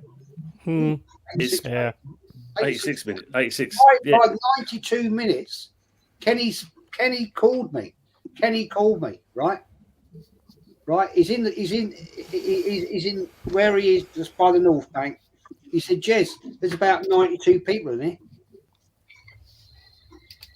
And they've all fucked off. And these are the people, right? These are the people that are telling me to follow the process. Really? Trust the process. You're telling me that I don't know what I'm talking about, right? And you're telling me to follow the process. I'm not a comment there from Lone Star London. Junival comments about Arteta. He's 5 games for a title. Stop moaning. Mate, he hasn't won nothing. He hasn't done anything. So, I hear what you're telling me. Okay, I'm just questioning whether he will do the job. If he, come and talk to me in May, Lone Star. Come and talk to me. When he hasn't won anything, what are you going to tell me? Oh, we'll go another year then. He's got good drip. Go another year. right? Then we go another year, give her another 250 million, which she ain't going to get 250 million, by the way, because of FFP, right? Go and look at the stats.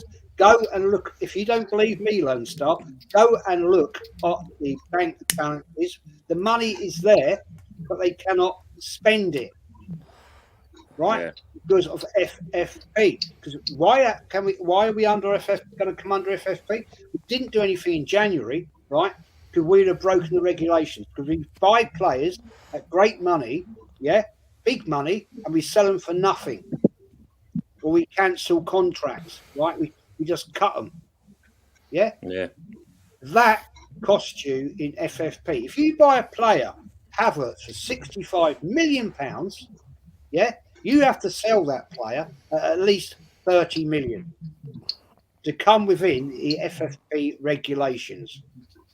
Go and look at it for yourself. It's all on the government website. Go and have a look at Company's House. I'm not lying. They can't read, Jez. They can't read. Are you mad? There, in black and white. Look at the accounts, right? Look at the accounts. It's all there. He's not going to get another £250 million. He'll be lucky, unless he sells some players for big money, right? Which he can then add into that FFP, Profit and Sustainability Program. Yeah, right. And who's going to want to pay big money for some of these players? Exactly. Just want to introduce James here from E20 Zone TV. Thanks for coming in, mate. No worries, old man. Good to How see you you. doing, buddy? How you doing? I'm not doing good today. I know that. that's another fucking story, isn't it? Let's be real. What are you saying? So let's hear your view on West Ham and where we are at the moment, James. Embarrassing. I think this "be careful what you wish for" is the biggest load of shite I've ever heard in my life. When we left Upton Park 8 years ago, we left for a purpose, and that purpose was to become a top 10, top 8 side. I think we've done okay over the last few years, but currently, right now, it is like the empire's starting to fall all around us, and we're all caving in. A lot of this is on Moyes, a lot of this is on the ownership of the club, a lot of it is on a lot of things, but the issue is that our owners, who destroyed Birmingham City many years ago, they're trying to destroy West Ham from in-house, and to me, that's just not good, if I'm being honest. I thought Palace were very, very good. They deserved to win. They had a player that we tried to sign, but we didn't get. We got Ben Rama, they got Eze. And yeah, it's just embarrassing, really. I've seen West Ham lose. Listen, I can accept West Ham United losing games of football. I've seen it many times. Yeah, but there's losing, and then there's a style of play of losing. And today, we lost. Really, was embarrassing. I could have gone over to the Sunday League and found 11 players today in the local park, and basically, could have put in a better performance than West Ham did today. As simple as that. They were shocking. Yeah, and for me, that falls on the manager, it falls on the recruitment, that falls on a lot of things. Now, it's okay playing good in Europe, and you have a good half in Europe against a Bayer Leverkusen side, but right now, we're going to lose every game from now to the end of the season. No. Just ask anyone in the power. Has anyone got a TV or a radio on in the background? There's some background noise coming in. There is some background noise somewhere. No, I can hear it as well. Yeah. So it's coming from there. Is this AFTV? No, we're a channel of all sorts. As you can see, I've got Forest in here, I've got Man United, and obviously we've got West Ham as well. So I get what you're saying. And we do talk about Arsenal quite a lot, but that's, I think, in the total we agreement. don't talk shit, so we're not AFTV. That's the main thing. We talk about all sorts. It's all about pure football at the end of the day. That's what we're all about in there. Yeah, and it weren't good at all, James. I mean, we said about this during the week, didn't we? We could just see this coming. How this, Thursday's game was, and where we're going to be on Sunday, and it lived up to it. It's just shit, bruv, isn't it? Just be real. I'm not gonna sugarcoat it. Like, it's just pony, isn't it? Like, listen, I see other people moaning about their clubs and what's going on at their clubs and that, but the problem is with us is that we've got a manager who on the one hand, people respect for what he's done. On the other hand, people will look at him and think he's ruining what we've done. He should have left. There's just loads of issues, mate. Like ahead of a lot of issues, and it needs to be sorted out now. And the problem is, you've got like with regards to the ownership of West Ham currently right now, they should come out. They should say, right, West Ham United are going to look at our new manager in the future. Moyes is not the man. He's going to see out his remaining contract, and it's going to be done by mutual consent. But he ain't going to do it, and that's that. So it's crap, really. Well, I will say, like, on today's performance, I mean, we were absolutely shocking from back to front. Antonio's touch was, you're right, you could go down the park Sunday morning and find someone who's got a better fucking touch than he had today. Everything was bouncing off him. I think he's been brilliant since he come back from his injury, but he wasn't good today. And that worked all the way back to Fabianski, who near enough fucking threw 2 in today. There's losing games. And he's been brilliant, by the way, Fabianski. He stepped in for Areola and he's been brilliant. He's played really well. Yeah. But he was shocking today. And but everyone in between was as well. That rubbish. Yeah, but there's losing games, Jeff. Right, and there's losing like today. Like, listen, if we've held 5, we've held 6, we've held a lot of sort of games where we've been slapped.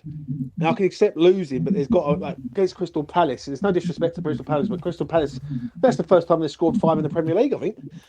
Yeah, and they could have had many more. They really could. If their finishing was a little bit better, they could have had 3 more at least. And 2 flattered us. We're lucky. We're lucky they got 1 in for us. I agree. It was dreadful. Dreadful performance today. What's the Wenger unacceptable, actually. What were you on about, man? There is a Wenger statue. It's been unveiled back in bloody January. Yeah, I think they just kind of said that to him and that. Yeah. Jesus Christ. Man, turn up at the club and see it. Man, this is what makes me laugh. People sit there and talk to me about Arsenal, right? And you're like, we haven't got another Wenger statue? Really? Well, there's one there. Right there. Seriously, get out of here. Get out of here, man. Yeah, Lone Star Londoner, you said the Forest fan sounds angrier than a one-legged waitress at IOP. If you think I'm angry at the minute, you've never seen me angry, mate. I'm nowhere near angry. Seriously. Are you going to tell me when Tad's win the title? Well, that's the thing, isn't it? From Sandwich Gang. We all are, mate. We all are. Just getting through the comments on it because they've all gone mad crazy, hasn't it, so far? Who's got the stream on in the background? It sounds like something's going on, yeah. Yeah, I could hear it as well. I actually muted myself to check it would be.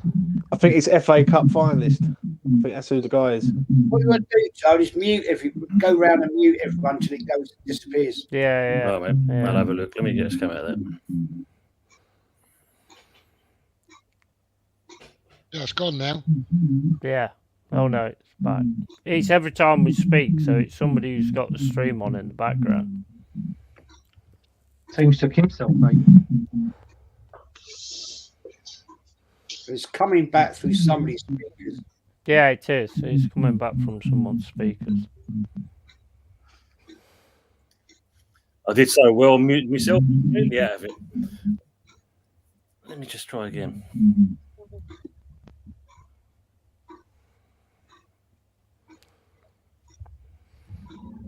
I can hear the fucking clock ticking.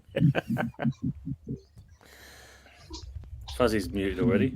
Whose clock's ticking? I'll mute myself and then just keep doing this. Jez is muted.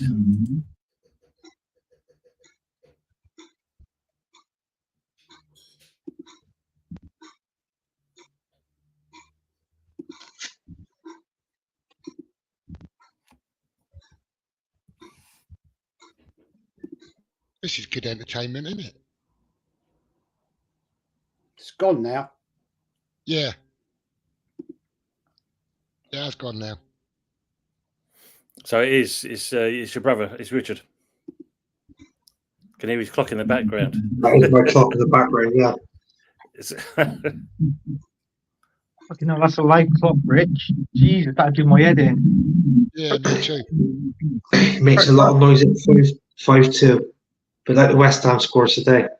Oh, well, okay. Keep talking anyway from that. Anyone of you guys want to talk? Because I think it's coming from Richard. We're getting the feedback from Richard for some reason. Yeah, it's coming from there. Yeah, Yeah, it's gone now. it's coming from you, Rich. Is that your? It's a clock, but also it's like a telly as well. You got porn on in the background or something. I don't know. What I sat in the kitchen, I've got nothing on. It's just a clock, is it? Yeah. All right, let me take it down a minute. That better? Is that better? Yeah. Yeah, Yeah. that's Yeah. it. That's it.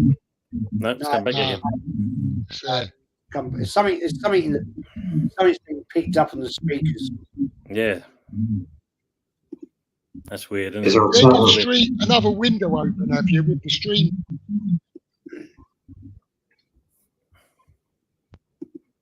No.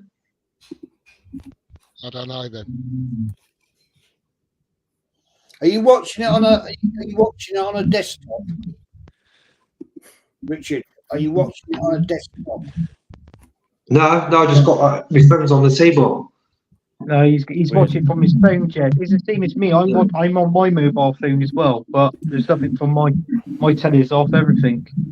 It's definitely something's picking. It's picking something up in the background. Yeah. It's echoing. I tried to mute myself and kick myself out. So Yeah, I see great. that one anyway. No, I'll mute myself. Bloody hell. It's, That was it's a weird. fucking tractor. I can hear it. So it's one of you. Tractor. It's a tractor. It is. It's having his tractor. It's gone now. Look. Yeah, joking here. Yeah, he went last week. It's gone now. Mm. Yeah. I mean, James, I didn't Can't be see. here.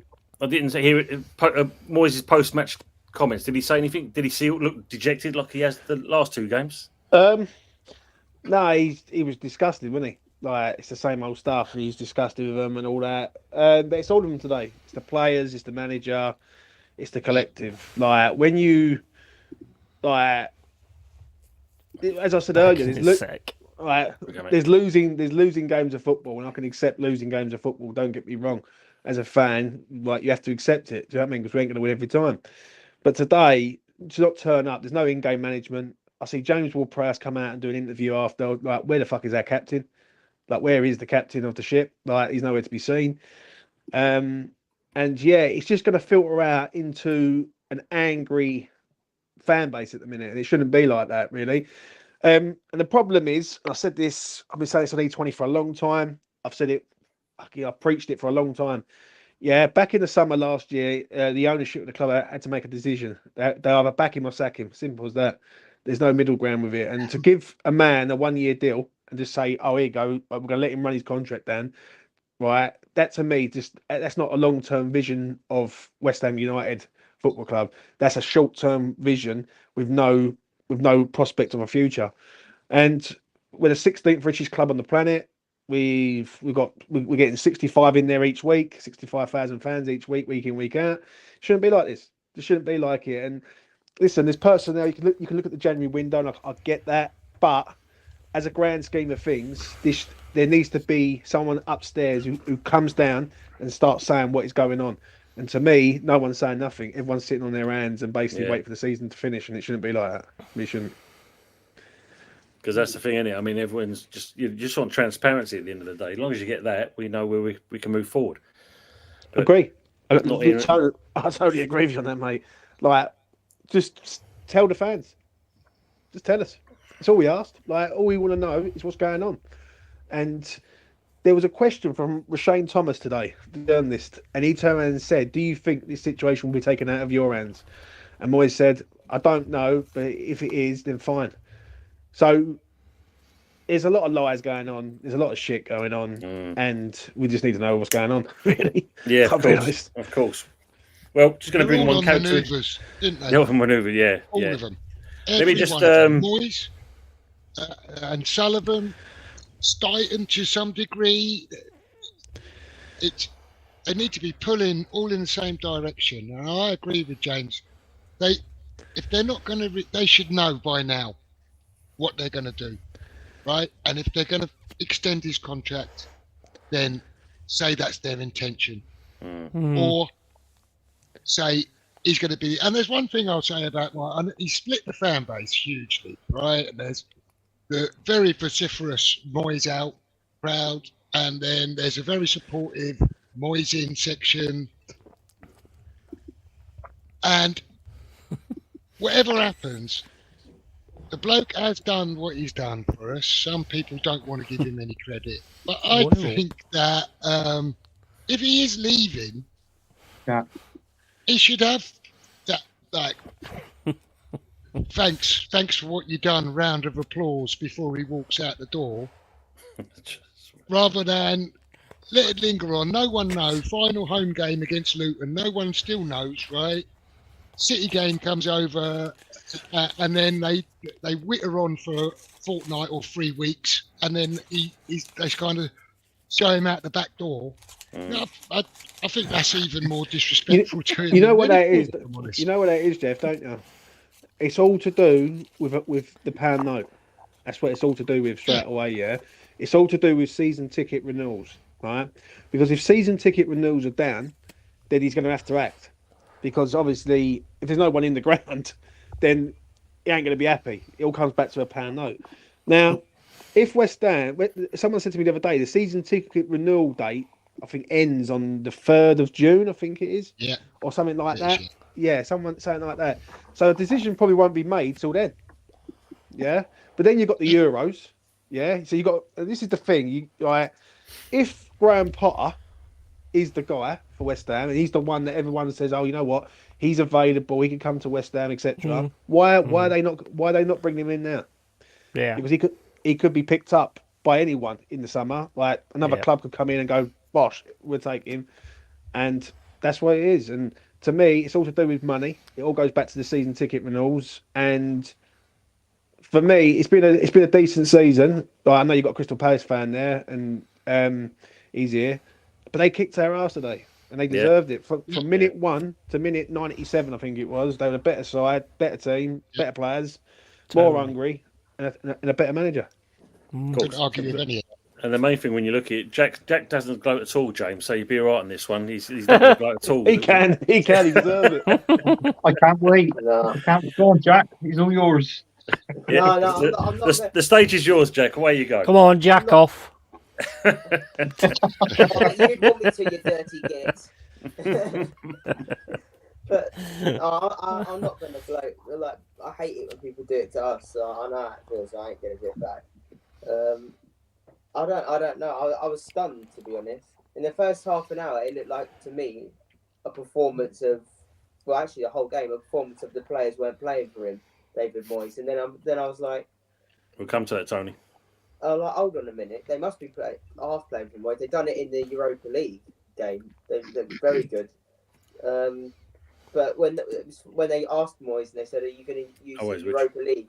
Are you going to use Europa League as an excuse?" And he said, "No, there's no excuses here." So I don't know. We were just better to everything, weren't we? We were better to every ball, every 50-50. Everything. We had what was it? 62% of the ball we had, and then 18 shots or something. Even though he scored, guys, what did you make of Antonio's performance? Even though he scored, we've got a 34 34-year-old winner up front who's played left back, right wing, right wing, centre forward. He can't do it. He can't do 2 games in 72, 96 hours. He just can't do it. It's simple as that. And I feel sorry for him today. Like, he's been the only shining light this season, right, since he's come back from injury for West Ham, because he's come back and he's really had a go. I'll give him his due, Antonio. He really has, even though I do knock him quite a lot. Yeah, but today he can't do it all, mate. And you're standing there going, well, you're getting 20% out of Antonio. When the other night he was very good and he was getting no decisions whatsoever. Today, I thought the defence done a job on him also. So But you said I loved Antonio. I loved Antonio when he was playing for us. You said it yesterday when we played you. That I think today one of the best players on the park for us was Adam Wharton in midfield. Yeah. Again, great boy. Yeah, 18 million quid we paid for him. And then I think Munoz at right back was good as well. We paid 7 million quid for him. We're very good at making bargain deals. And I've got to say, I think Eze, Elise, and the biggest shout out goes to Mateta. Oh yeah, he's come on leaps and bounds, hasn't he? Mateta has, since Glasner's come in, Mateta's had 8 games and scored 6 goals. So he seems to. Eze scissor kicks the main one though. I mean that was fucking beautiful. Yeah, that was like Hollywood stuff. But do you know what? Him, Elise, and to a degree Mateta tore us an absolute new one today. We could not cope with them at all. No, and I was seeing some comments like from West Ham fans saying that starting Bonner at the back was going to be a mistake with his pace and stuff like that. But I don't know. I thought Mateta and that done a job on him today in terms of his hold-up play, and that was quality. So I'm not going to diss anyone. Everyone was quality for us today. Well, we were just saying earlier, Jack, Glasner's got your guys playing, isn't he? That's the difference. You can see there's a style there. He's the next German manager in the Premier League that's going to do big things, I think, personally. I think the thing is, Jack, that you was very good today. Your Palace team were very good today, and we were very poor. Yeah. And as good as you were man for man, we were equally as poor man for man. It was looked a real hangover performance from Thursday night, but I don't want to hide behind that as an excuse because I think they're actually worse than that, if that makes sense. Yeah, no, I know what you mean. You see teams play like Aston Villa. They was played Thursday night and they battered Bournemouth. They went 1-0 down and then they just hit the gas. So so everyone for me in my team gets pretty much 10 out of 10 apart from Dean Henderson. But Dean Henderson. There's a comment here now. I mean, man of the match. I just want to put this comment up here from down the tune of Arteta Mark II and Eddie Howe. You need him out. He's had enough time now. Would you agree on that? Not sure. No, I don't. No, I don't. Not at all. The thing is, the problem is, right, is Arsenal fans, not all of them, think that everybody's got to go for the big thing all the time and stuff like that. And Newcastle are building, they're building. So, and Eddie Howe is part of that. And, so there's no reason to have Eddie Howe out. Just, they're not, just keep fucking loving your Arteta and fucking kissing his arsehole. You know what I mean? Just fucking keep going with that. Do you know what? It's like with Eddie Howe. Well, they basically, how many seasons have Newcastle had, like, with the money? It's 1 or 2 seasons, isn't it? They can't go out and spend billions. Look, only been there 2 years. Exactly. They can't go out there and spend billion and get 15 players in because of FFP. They'll get stuck with that. And there's already been talk, isn't it? There's been talk already of them maybe needing to sell a big player because they might have broken FFP rules. So they have to. They have to. Like, the difference is Newcastle actually have a fucking process, where Arsenal just say process to make everybody happy, And Newcastle actually have a process, so just leave them to it. Just mind your own business and just get on with your own team. Agreed. I don't even know what the process is. What is the process at Arsenal Football Club? The only thing I know that's process. Yeah, but the only thing I know that's process is a tin of fucking peas. I mean, let's be honest. Yeah, exactly. What was the process at Arsenal? It was a youth project, but it's not anymore. Top 4. There is no youth project, though, is there? I mean, he doesn't ever use the youth. I mean, he No. signs up that Nwaneri for God knows how long, and then he never even gets on the pitch. All you need to know about he should come out, he should turn around, and he should say, right, the situation is David Moyes. I think he's talking to somebody else. Yeah, I But think he's got. Yeah. But no, you look at it. Like, they had Arsenal he had a brilliant season, didn't he? When he came in, ML Smith Rowe, and then he had an injury. He got bombed out. You haven't seen him really since. Nah. He doesn't trust ML Smith Rowe, and that he doesn't trust him. But you've got to look at with Newcastle, though, just to jump in there, Jack, is the fact of you've got to think this season as well, Eddie Howe has virtually had 11 players out injured. He's virtually had a team out. Very true. Very true. Exactly. His team was decimated with injuries, to be fair. Their main centre half, Sven Botman, isn't it? He's been out for a long time. So, it's like I said, they can't go out and buy 15 players because they'll get stung, like with the financial rules and all that. Which I think is can I just say, Tony, Forest Clan, you keep going on about this thing about Forest doing this, that, and the other. Look, you're probably a Derby fan, so I'm not going to go into you too much because I know you don't know who your parents are because you're all inbred anyway. But, what the fuck are you talking about? Yeah, did you see Carragher when he was saying it's disgraceful from Forest, all that letter and stuff? And I'm like, what, the guy that spits at kids? I said, you're the world's worst. When Liverpool got done at Tottenham, he moaned about it for weeks. Yeah. So I don't know what he was on about. He said, mate, Liverpool are the worst. Liverpool are the worst for crying about things. So I'm never going to listen to a Liverpool fucking person talk about Forest. To be fair, though, if Liverpool lose the league by 2 points, or 1 point, right? And you look back at that decision at Tottenham, it will be outrageous. Mm-hmm. Oh yeah, you can see that. Yeah, that is true. That is you true. could say today though, for Forest, they could get relegated with them decisions. We've had a lot of bad decisions this season. I mean, when Bowley got sent off, absolutely disgusting. But I don't really like to keep going on about that at the end of the day. Go out there, win fucking games, and then you don't have to worry about the decisions. So exactly. There you go. Just want to highlight this comment from Unix 79. It says here, panel, the fan base are the problem. They keep quiet because they do not want to lose friendships and they do not want to lose their likes, views, and subscriptions. It's always an uphill battle. Great comment. They're not a fan then. You put your club first before views and subscriptions, I'm afraid. Of course you do. Well, there's certain, we know the ones that we know those ones, don't we? No, thanks, Tony. Just going to come out to the comments. There's a couple of questions just to go back on before we kind of start wrapping this up. There's one here for Anthony and Jez, I believe. Jez is saying, would you rather have Pepe, Balogun and Alba as choices to bring on against Bayern, or Jesus and then Ketty or Havertz? I think that's quite an obvious one. Yeah, Pepe, Balogun, Alba, man. They actually.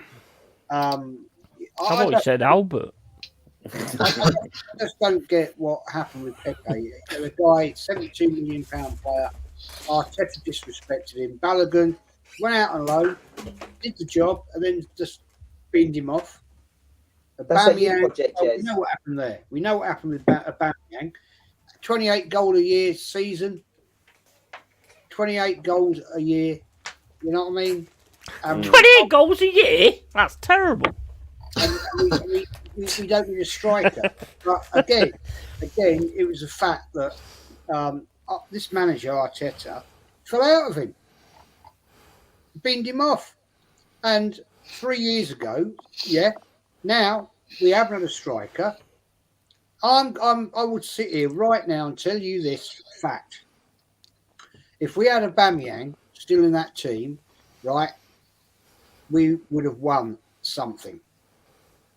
We'd have won something because he scored goals. Yeah, and people tell me, we don't need a striker. We've got Saka, and we've got Martinelli, and we've got Odegaard, Oh, great, they all score. I'm not complaining about that. What's a striker there to do, Jez? Well, it's score goals, isn't it? Is it? I thought they were supposed to iron the shirts. At the end of the day, you still need that 24 goal of season player. May I just say this? Last season, Haaland, right, scoring goals for fun, and Man City did a treble. Yeah. I don't think I need to say anything else, do I? No. Can I just say 50 odd goals. That that it was apparently a youth project when Arteta came in. Well, he bought Pepe, who was a young player, and binned him off, and he binned off Balogun, who was supposed to be the next big thing, young player. But I think there was rumbles of Balogun that he wanted to leave and stuff like that. But that goes back to Arteta can't deal with someone with character. He can't deal with big characters. That's why I don't think he'll want Ivan Toney, because he's quite a big character. He doesn't like. Yeah, I agree with that. He doesn't like being undermined. And Gyökeres is a big character as well. Exactly. Let me just come on to this. You'll probably get a free striker. This one as well from Luke James. He's saying we need to clear this world-class stuff up. The hype these days is crazy. Saka, Martinelli are not world-class. Well, no, we can definitely agree on that one. They're not. Our two wingers today would piss all over him. Yeah, exactly. I agree on that. Question to Jez and Anthony. Saka has been dusted in the period of Egypt. Would you agree? Yeah. Absolutely. Yeah. He's been found out, same as Haaland, to be fair. No, exactly. It's more than that. He's been burnt out. Yeah. Why did he stay on for 90 minutes against Villa? Why did he stay on for 90 minutes against Bayern Munich? Who's going to replace him?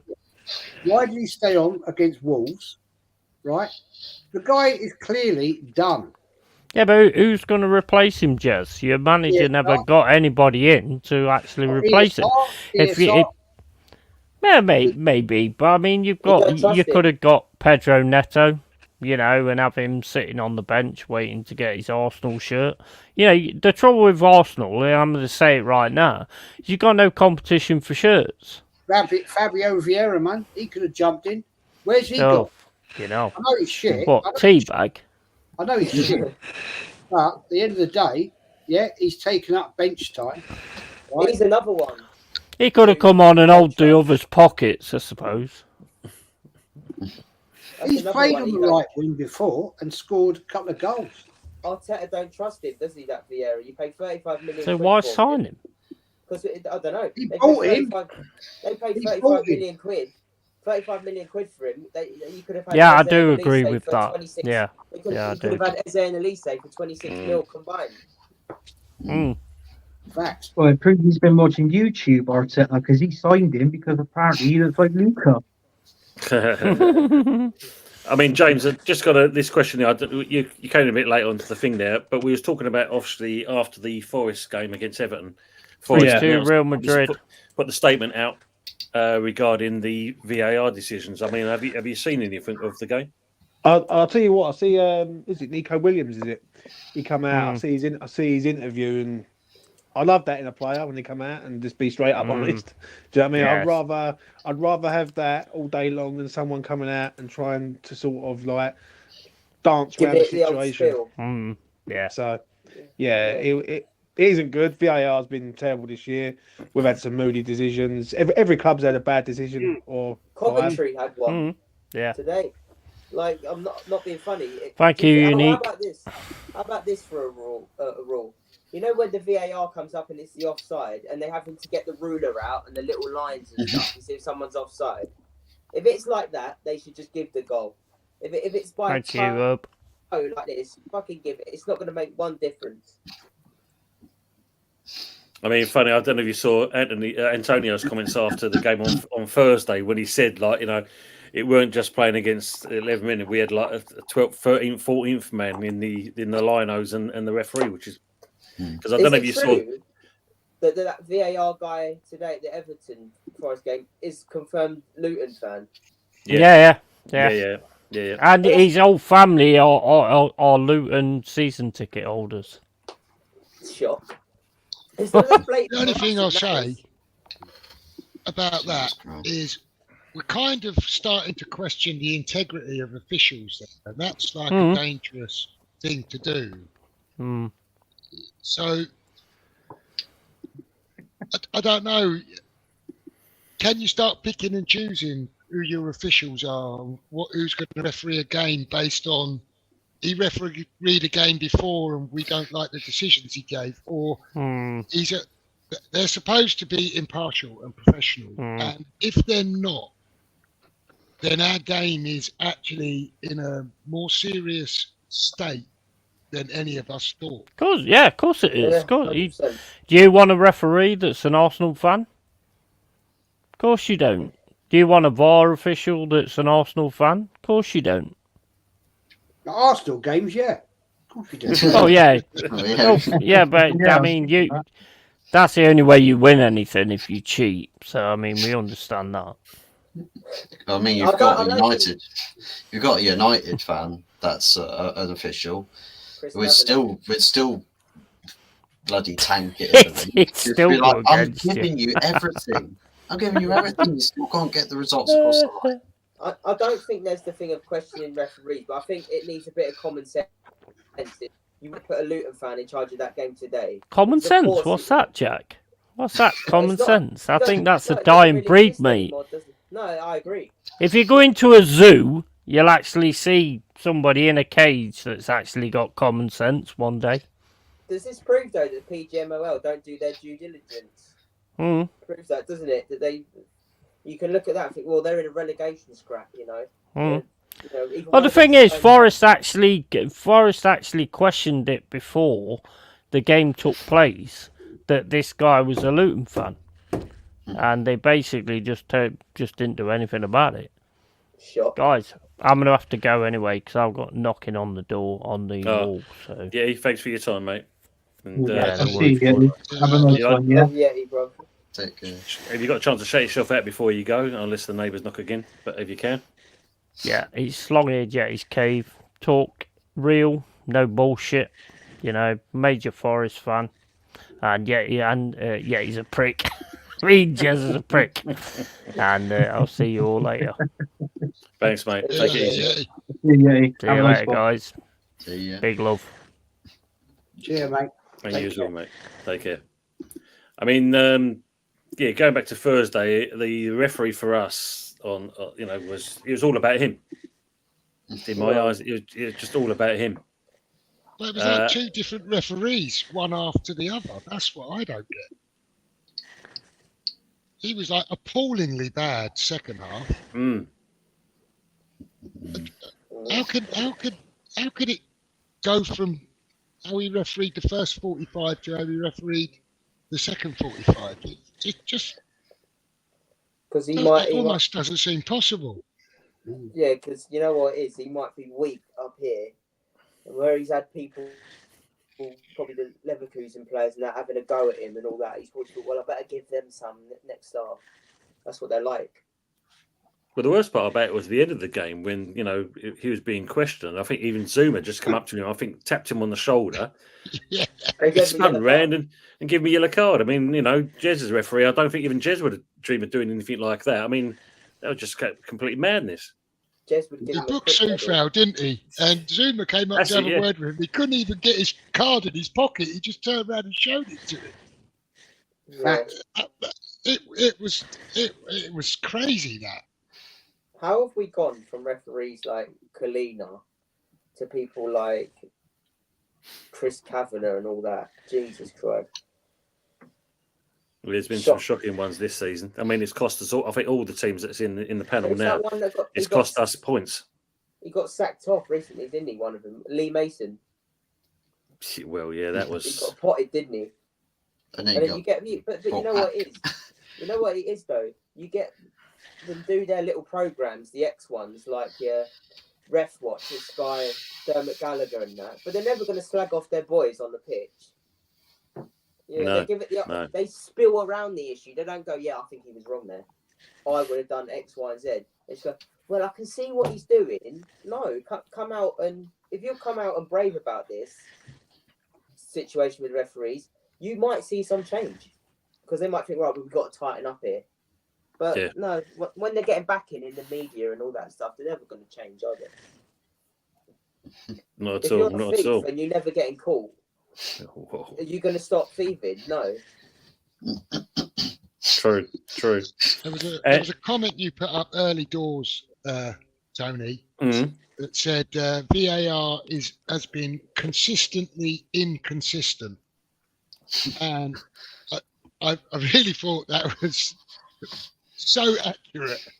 It's miles back. I doubt you'd be able to find it, but I thought what a brilliant comment that was, and it just about sums up how VAR is applied, because from one game to the next, even during the same game, it can be baffling how they do or they don't come to certain decisions. Like even today, the West Ham goal for Antonio, did it really need to take 2.5 minutes? Well, we'll come to that one. Big up trip, Vic. Good seeing you. And then, like Cole Palmer in the semi-final, that didn't get given a handball, but Wan-Bissaka's one did today. Mm-hmm. And they're very similar scenarios. So how do they judge this? Like I've said to you before, Tone, and other shows that I've been on, the decision that you see, the bad one this week, whether it's a penalty not given or a penalty given, you'll see the opposite or the same thing given the next week. Yeah. So I'm just lost with it, to be honest. That's always been the way with refereeing, right? That one thing given, the next thing given. But I thought the whole point of the VAR was to try and iron some of this out, and it's not achieving that at all. So the question is, what's the point of it? We might as well just go back to debating referees' decisions rather than having all the stoppages, 4 minutes here, 5 minutes there, right? To be sitting here talking about it on a Sunday evening. The empowerment of refereeing has now been taken away from the referee. You look at any referee now in a game, right? They'll make their decision, yeah, and they'll wait for VAR. Yeah, because pointless them being there. What is the point nowadays of having a referee's assistant? What do they bring to the game anymore? They're a bit part. They're a bit part. Because even right on a line break offside, yeah, they'll run down the line, yeah, and if there's then a goal, they'll go offside. Yeah, they wait 2 minutes.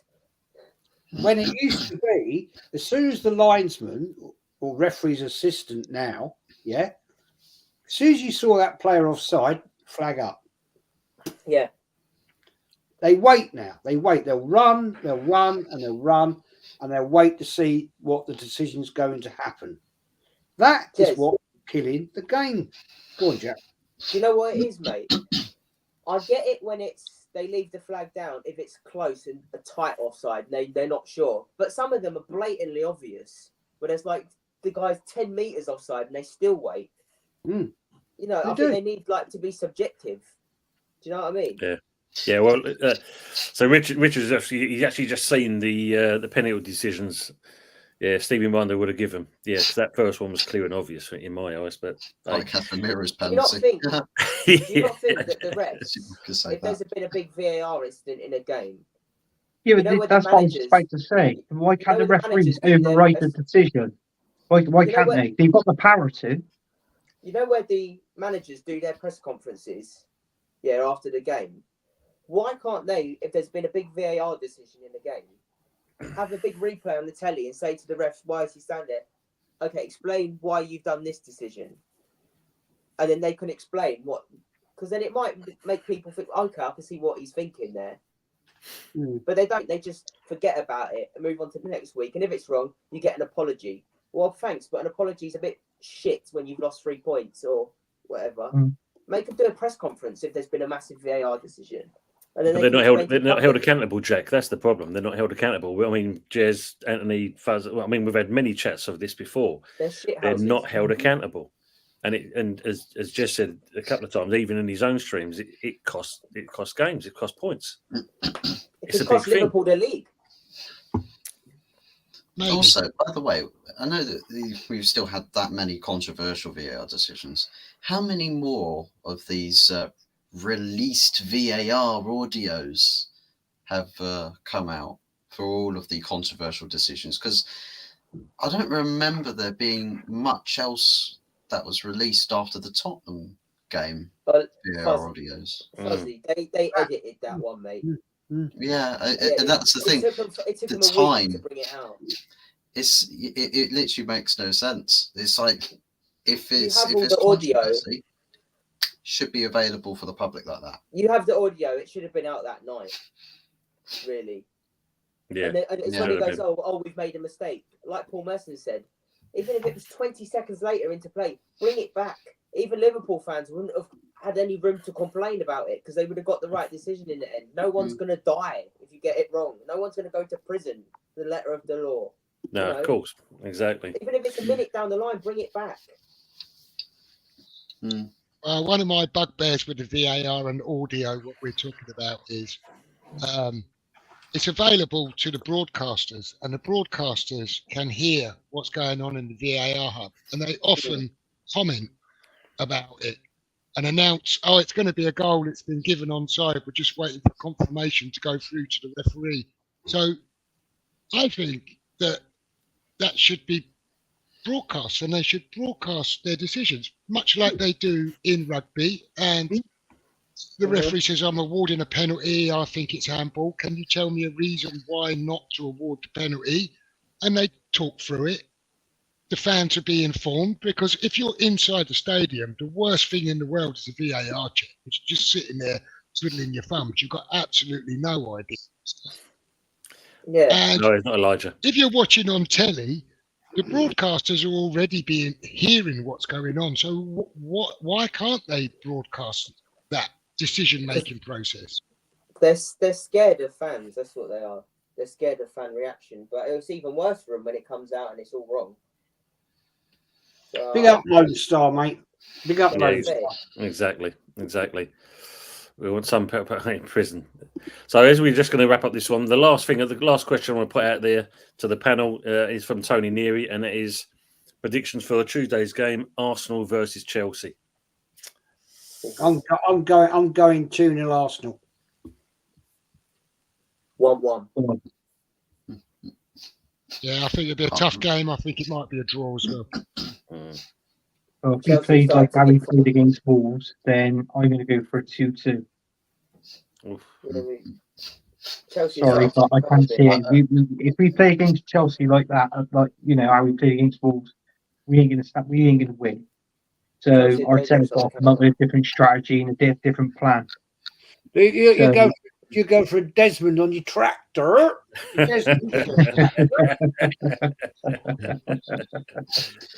can't remember for the life of me what I predicted, because we've done these predictions already on the midweek show. Yeah.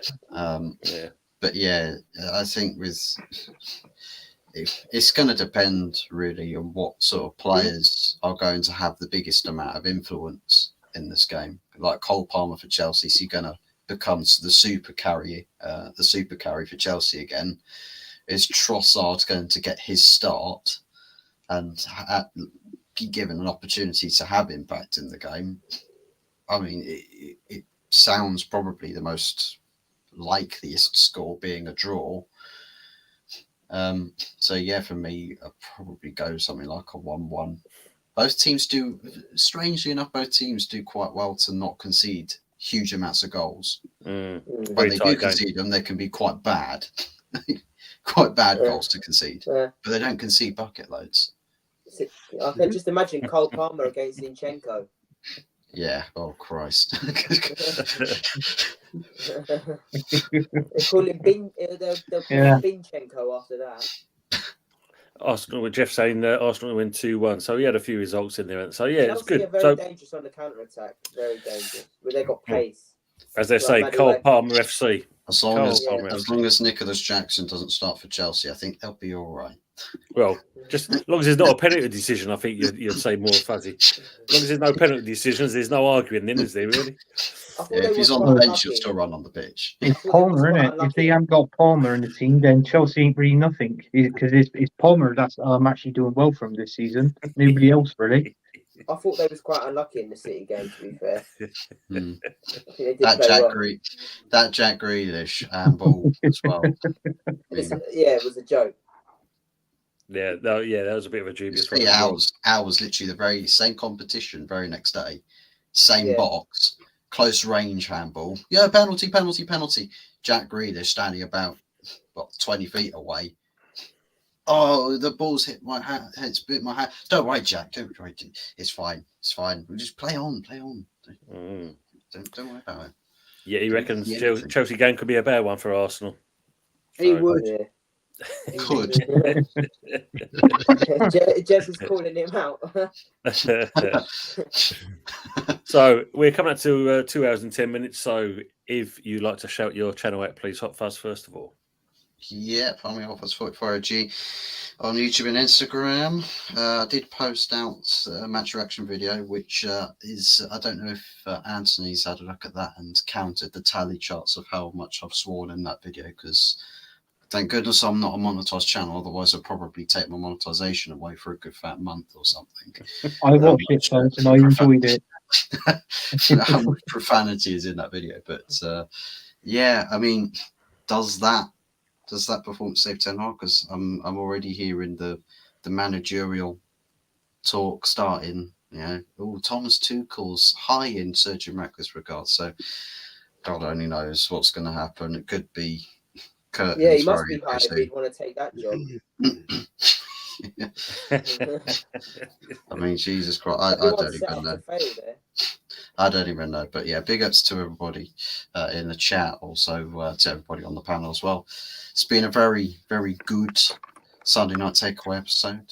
Thankfully, I've had my blushes spared somewhat by actually reaching a final of the FA Cup, further than Arsenal have managed to in the longest time. I'll be shameless. Gotta get a little bit of that in there, but yeah, big ups to everybody, and yeah. Yeah, absolutely. And Jez, if you'd like to shout your good channel out, please. Yeah, it's Arsenal History and More, man. Thanks for having me on, as always. Great chat, great debates with everybody on the panel and in the chat. It's been great fun. I've really enjoyed it. I won't lie. And yes, Arsenal History and More, everything about Arsenal and other teams as well. Great debates about all football things. It's not just Arsenal. It's just about football. And yeah, I do the history of the Arsenal. I haven't done any football for a while. I'm leaving that for the summertime because we have nothing to talk about. So we'll talk about it then. But only the Euros. Tony, thanks for having me on, man. And no, it's always a pleasure, Jez. And guys, people in the chat, don't forget, let's get this guy up to 6,000 subs. Doing some good stuff. So help him out. Big ups. I would say Anthony and to Jack, shout your channels out, but obviously, you're hitchhikers as always. But it's great to have you. It's great to have you as always. You know that. This is Anthony's channel. Oh yeah, I mean, you can find me on Early Doors TV, where we do the good, the bad, and the ugly on Wednesday nights. Also, we come onto this show, the Sunday night takeaway. And also, thanks for everybody for tuning in, and thank you for the comments. But make sure you subscribe and like to everyone's channel here. Obviously, Jack hasn't got one, but he might have one soon. Just one question for Fulk. I bought this for my son today, right? The Euro 2024, right? And he's got the England players in there, and he's got all their names. But guess what? It doesn't have Saka in the team. Think of that what you like. Really? Yeah, it doesn't have Saka. They bought that for my son. It doesn't have Saka in the team. He's got every other player apart from Saka. Wonder why. They don't put scrubs in that book. Yeah. Is Rashford in that book? Actually, no, I don't think he is, Fuzz. That's a good point. He's not, then that's justified. They don't put politicians in that. No, midfield. Listen to this. The midfield is Declan Rice, Mason Mount, Jordan Edison, Colton Palmer, Jack Grealish, Jude Bellingham. The strikers are Ollie Watkins, Callum Wilson, Harry Kane, and that's it. That's all he's got for there. So it hasn't even got Saka in the team. Not surprised. To be honest. Absolutely wrecked. Jeff, if you'd like to shout out your channel, please. Yeah, lovely. Cheers. Yeah, I've got the YouTube channel Bowling Lounge. We do a live and interactive Tuesday talk show. So if anyone would like to come join us from the chat, see what we're about, love to see you in there. And thanks to all the panel. Thanks for having me on, Tony. Very good of you to invite me. Thanks to everyone in the chat. It's been a really good evening. It took a bit of the doom and gloom off of this afternoon for me, I can tell you, because it was pretty depressing as a West Ham fan. And it's been a really good chat. So thank you very much for having me on again, Tony. No, you're welcome, mate. And thanks to everyone else in the panel. Nice to meet you. And you, Jez. Yeah, same here, man. Yeah, and you, Jack.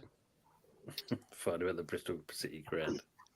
Piss off, Bristol Rovers, no way. No. Do you know what? I would have liked one person to come on here and get his point of view on your match. I would have liked Budgie to have been on here and see what he would have had to say. Yeah, exactly. And obviously, just to mention E20 Zone TV, James's channel. You find him on his channel there, on X and Insta and all that lot, and he does a lot of West Ham stuff. Great guy. I always get a good chat with him as well. And Budgie, unfortunately, was still making his way back home, so he couldn't be on tonight. But hopefully, we'll catch him another time. So, in the chat, thanks very much for being with us. It's been superb having you in here, putting some great comments in. And you'll find me, the top three basically, me, Hot Fuzz, and Anthony on Wednesdays doing the Good, the Bad, and the Ugly show, where we talk about our three clubs and obviously Anthony's eyebrows. So other than that, just want to say a few ones. It's not fine. Not on a, oh dear, be still going on. Awesome stream, like a sub to all these guys on the panel. Exactly that. Thanks very much, Darren. Thank you very much for that. Appreciate that. And she's saying night also. We look forward to Tuesday's game. See where we go from there. And Wednesday night's game. And of course, and Wednesday's night game. Yeah, that should be an interesting one as well. So, everyone, thanks so much for being in, and we'll catch you next time. Take care for now. Bye-bye. Bye.